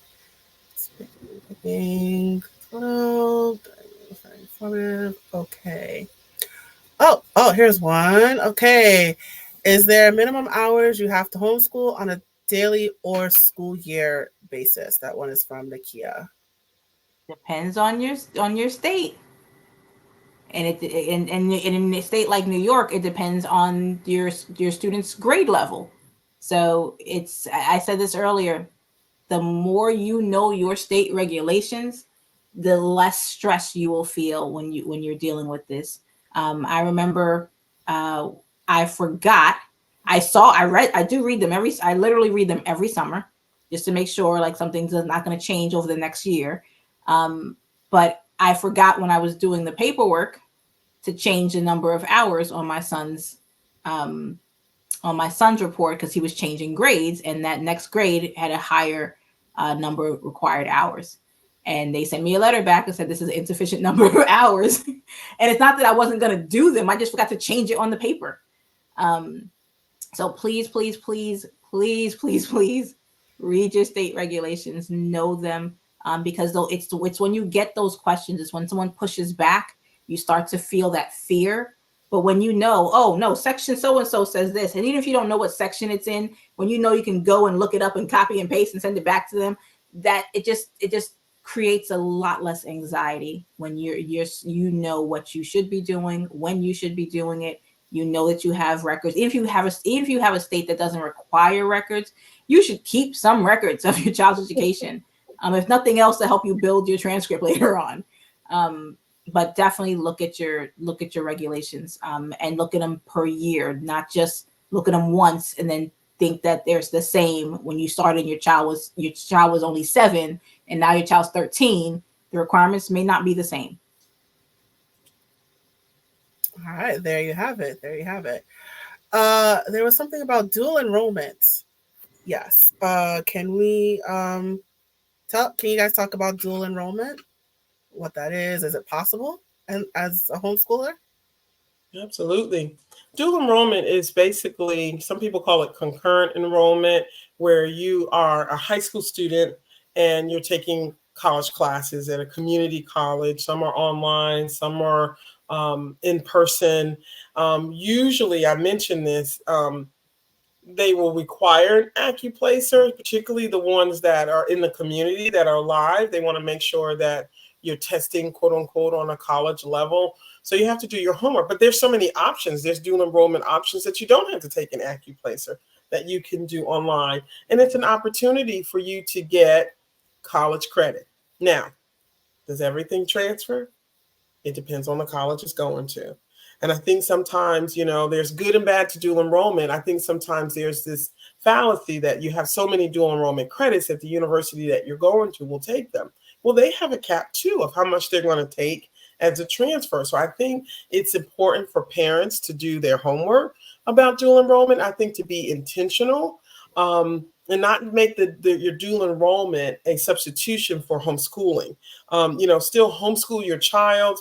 And make sure that it's a good fit. And also some people who are doing in-person dual enrollment, you find yourself with a lot of older students that might not be a good fit for your student. So, we had one of our first daughters who we did dual enrollment, and she obviously maxed out of what she could transfer into her university. And I had my second daughter who I didn't do dual enrollment with, because the downside to dual enrollment is that when you show up to the university, particularly as a freshman, you have 2 and 3 and 400 level classes. And so you don't always have that freshman experience when you do enroll too much, So you really need to be intentional and you need to be strategic.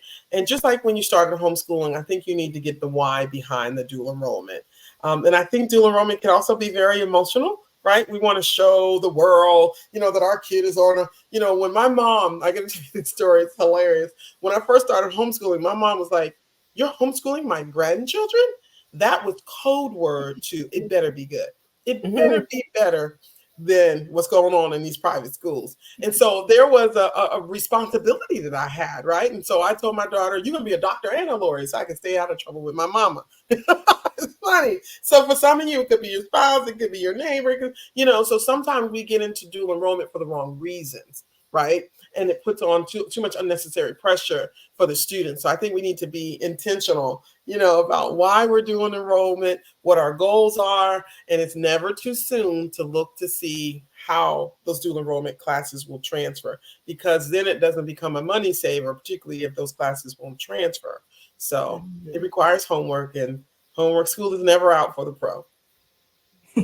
I'm gonna throw a bit of a plug in here for Classical Conversations. One of the things I think is a huge benefit of our program is that our students, the high school program is our challenge program, and our students actually don't take any additional coursework. They do this. You can have 2 children sitting in the same program.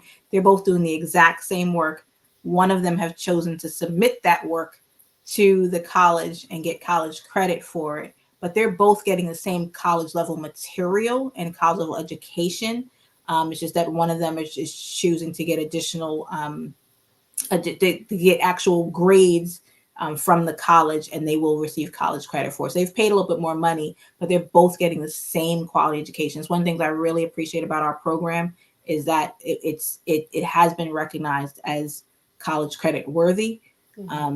But if you choose not to pay for it because maybe you're not on a college track, or your child just doesn't want the added stress of getting a grade back from a professor or having a professor look over their work, they are still getting the same college level education. So I want to just throw that out there for our Classical Conversations program. It's our CC Plus program.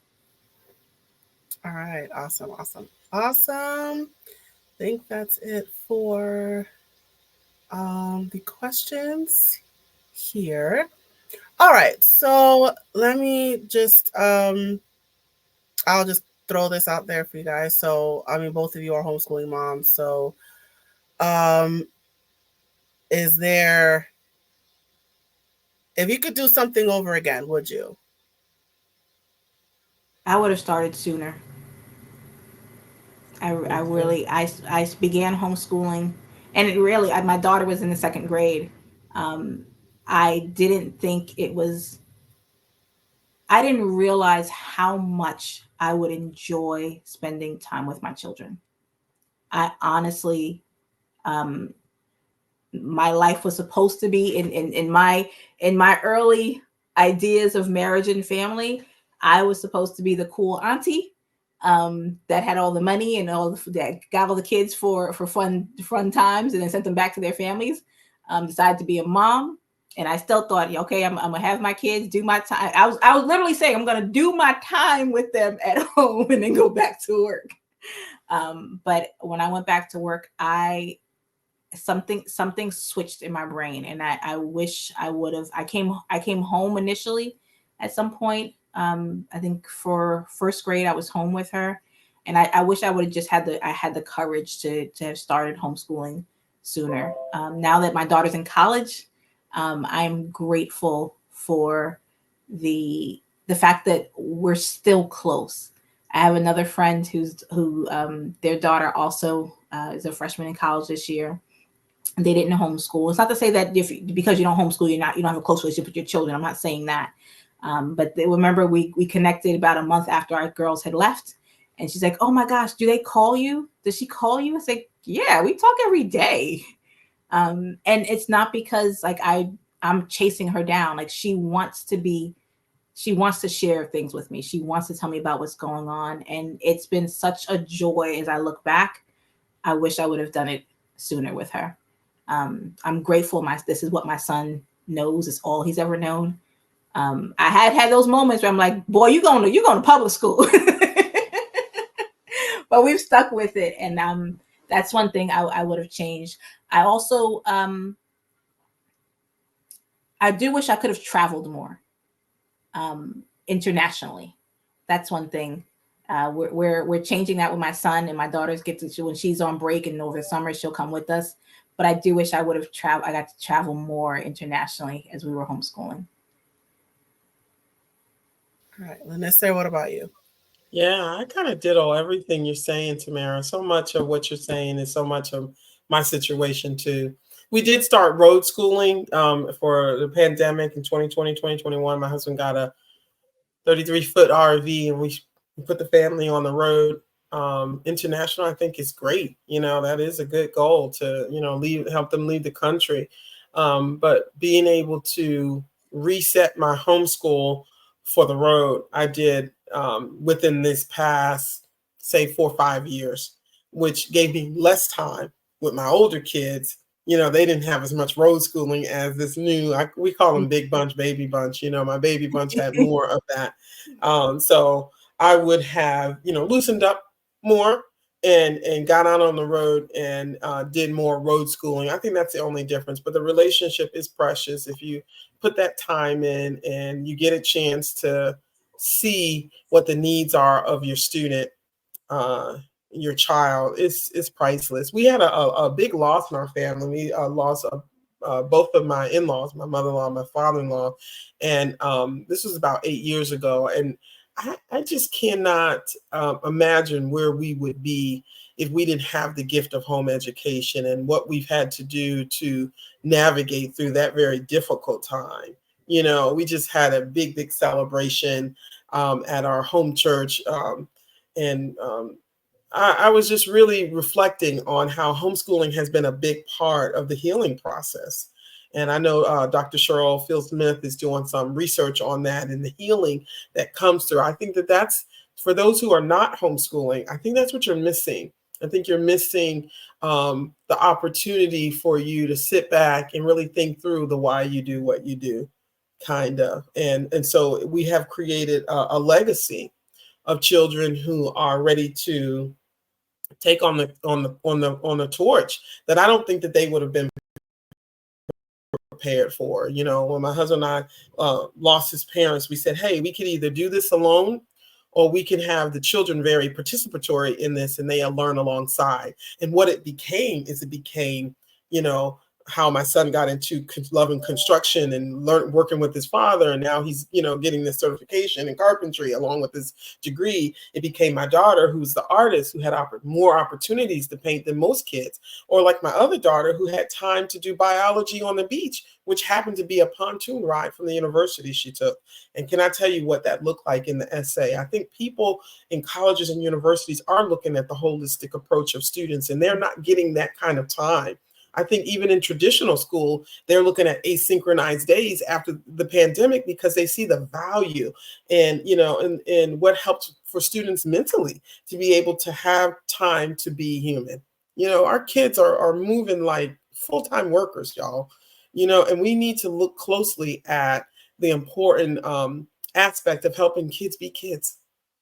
Just, I could go on forever. I am extremely biased about home education, but I will say to you that if there was anything that I missed was my daughter, who spent those first years through her fourth grade in traditional school. That was wasted time for us. We should have homeschooled all the way through. So there you have it. All right, beautiful. All right, we're gonna wrap this up here. Words of wisdom. Tamara, any final words of wisdom you want to share? There is no clock that says you have to start at a certain time or end at a certain time or educate on certain days. It's the beauty of homeschooling. So because you have the time, give yourself a break. Like there's no need to rush. If they're not on reading level this year, they'll get there because you're going to put in the work. The comparison of where they should be because the school's district says that they should be here. The school district can't get half their kids there. So comparing your kid to them, it doesn't make any sense. But honestly, give yourself time to figure it out for each student, particularly if you have more than one. You've got to figure out 4 and 5 and or 2 and 3 different kids. Give yourself time. And I will say, find yourself a set of friends. I know we're so interested in socialize, making sure our children have social outlets. We need that too. We need to know that we have a group of people, or at least one person we can go to get some advice, or just to cry or to yell. Apart from our spouses, they can take that too. But you want somebody who's in it with you on a day-to-day basis, someone who's also homeschooling. So find yourself a set of friends, give yourself a break, and make time for you. I will say that the times where I have found the greatest joy and ease in homeschooling is when I was learning something myself, and my kids would come up and sit down beside me and say, "Hey, Mom, what you doing?" And at this particular, what comes to mind vividly, I remember learning geography, and I was drawing a map of Africa, trying to learn. I was going to teach a geography camp, and I'm learning this map of Africa and all the countries in the States. And they crawled into my bed on a Sunday night and sat next to me. And then my son ended up coloring Africa. My daughter ended up doing a crossword puzzle of Africa, and geography became a love for us. Not because I was forcing it, not because it was an intended lesson, because on a Sunday night, I was endeavoring to do something for myself, and they just wanted to spend time with me. So it became something we did as a family. That's where some of the most beautiful times of learning have happened, is because they saw learning as something that I enjoyed, and they wanted to just spend time with me. So we enjoyed learning together. Vanessa, what about you? Yes, I love everything I love everything you said, Tamara. I would say similar, move at the speed of your family. I was on 1,000 Hours Outside with Jenny Uridge, and kids need to get outside. Parents need to get outside and move at the speed of your family. My season is different than it was when I first started homeschooling. People say, "How do you do it?" I was like, "I don't got a bunch of babies. Y'all do, right?" I've been there, done that, got a t-shirt, still got some Pampers hanging around the house, just you got to move at the speed of the family that you have, and know that it's a gift. God gives you a gift to be a parent. He says, "Children are the heritage of the Lord, and the fruit of the womb is his reward." It's a reward. Treat it like a gift. And the season you're in, let it be your season. And so if you're in a season where you have a lot of babies and one homeschooler, then you have a lot of babies and one homeschooler, right? I've been there, right? And so you're distracted, right? You're doing this, you're doing that. You got eyes here, eyes here. That's a season. I think sometimes parents break down and they miss that precious time because it doesn't last forever. Or if you're in a season where your kids are super active, you got all of these kids, right, who are in, middle school, high school, that's a season that you're in. And then of course, when you have young adults, right, that's another season. Or you have college students. I have so many college students, I couldn't figure out which student was calling me. What school you go to? What's the question? It's the season. And so falling in love with the season that you're in and moving your life at the speed of your family is the best thing you can do. And of course, I love what you're saying. Self-care is so important, and getting outside is so important. And when all else fails, go on a field trip. Just go on a field trip. Yes. Yes. Yes. Field trip. And And when you get out there, you find that everybody else is on a field trip. And you're thinking, why was I home? Everybody's on a field trip. Take a field trip. Awesome, awesome. Well, this was amazing. Thank you guys for all of your feedback and answering all of these questions. So we're going to do the promotion part now. So I'm just gonna put y'all backstage and then bring you back out. So thank you guys again for helping me with this question and answer portion. So all of you watching right now or listening later, I hope you guys got a lot from this entire webinar. So we gave you a wealth of information to pick through. So I hope you guys are taking the time, learning all this information and getting the work started. So ladies, I will put you backstage for a bit and then I will pull you back out. So thank you guys again for that. All right, you guys. So thank you again. So now I'm going to give my panelists the opportunity to promote themselves. So a few of them had to leave. So I'm just going to go ahead and just share their information. Okay, so the first one was Waletha Garrett. She had to run, but I'm just going to share her information.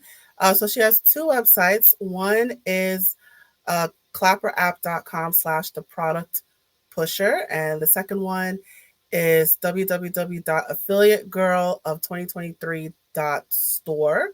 So I encourage you guys to go to those two pages and learn about all that she has to offer. She also has some social media. So she is on Facebook. The account name is wally.nelson.54. She is on Instagram as the product.pusher.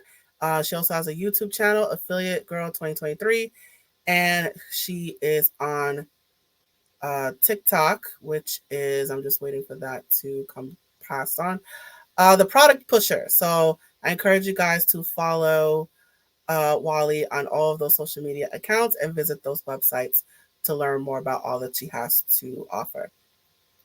So Darren and Lanissa are from the same organization. So I'll let Lanissa talk about the HSLDA, but particularly Darren, he himself is an attorney. So if you have any like legal questions about homeschooling, you can hit him up. So his email is darren@hslda.org. The phone number, this is the main phone number for HSLDA. It is 540-338-5600. So I wanted to share that from Darren, but I will bring Lanissa back on to talk about the HSLDA in a minute. All right, Jan 6th, she was the one with the teaching strategies that you can use. She is on Facebook and Instagram as My JS Tutor. So I encourage you to follow her there. She talked about her YouTube channel, Jan 6 Tutor 1. So make sure you subscribe to her YouTube channel as well. And if you have any questions that you want to pose to her, her email is jstutor@gmail.com. So make sure you guys are taking advantage of that. Oh, Tamara just left. Oh, okay. All right, let me see if I can grab her. But Lanissa, I'm going to bring you back on just to talk about if you can talk. Oh, my voice. If you could talk more about HSLDA. Yes, I thank you so much for the opportunity to share. This has been great.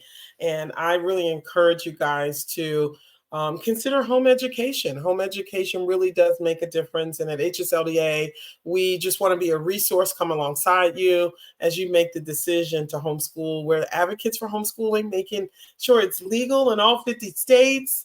And so we're here to support you. If you go to www.hslda.org or call our office at 540-338-5600. Thank you so much for the opportunity. It has been my pleasure to share, and we really appreciate all your hard work today with this great Homeschool 101 event. We pray it blesses lots and lots of families.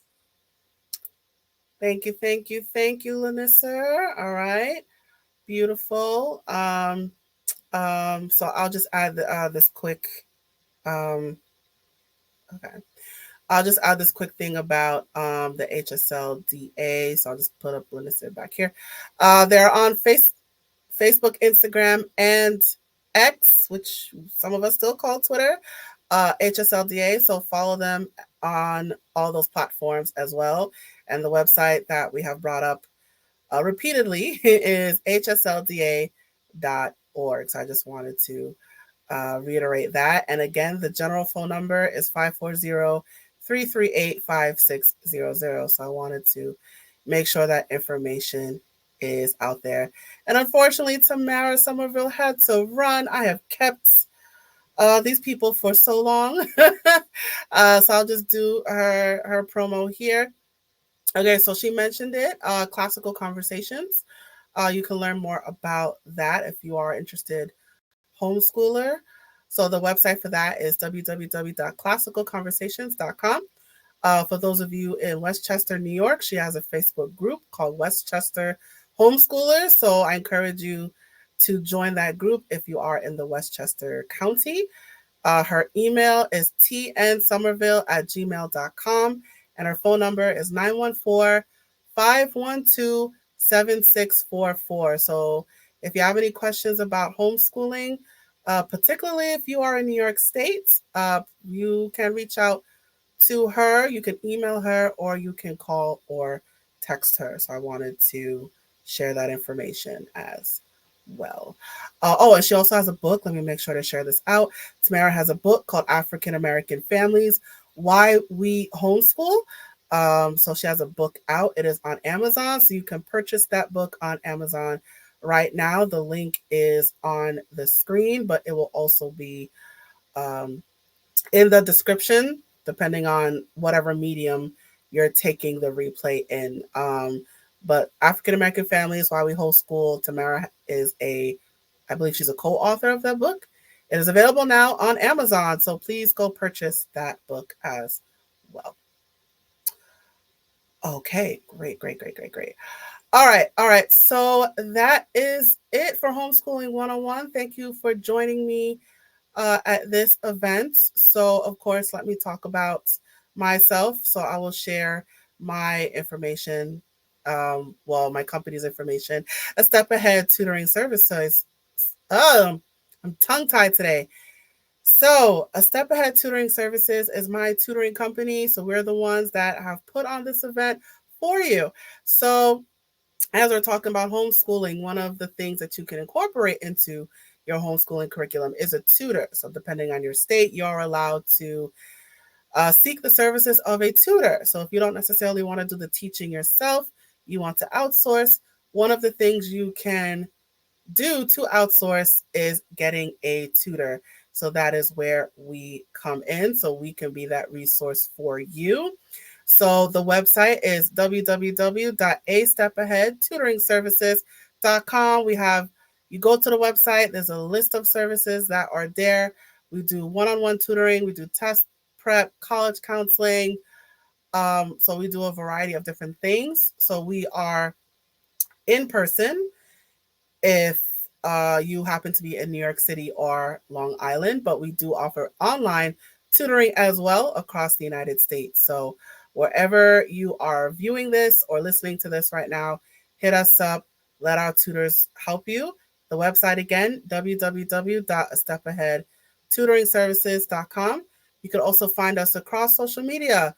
We're pretty much all over the place. We're on TikTok, Twitter, Instagram, Facebook, YouTube. We are all over the place. So just put A Step Ahead Tutoring Services and we will pop up.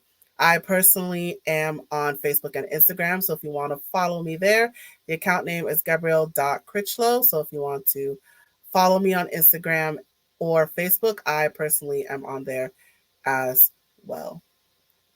All right, you guys. I also want to encourage you, if you are, so later on the replay will be available.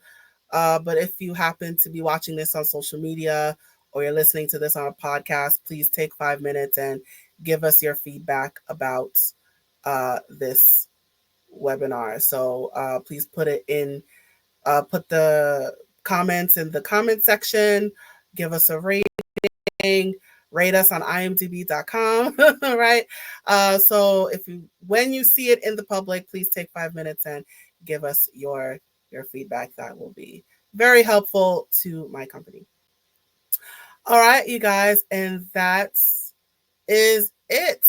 Thank you again for joining me for yet another year of Homeschooling 101. I hope you guys took a lot from this because we gave you a lot. So all of these resources are available to you. You can always rewatch this. You can watch the replay. Those of you here on StreamYard, I believe an email will be coming to you.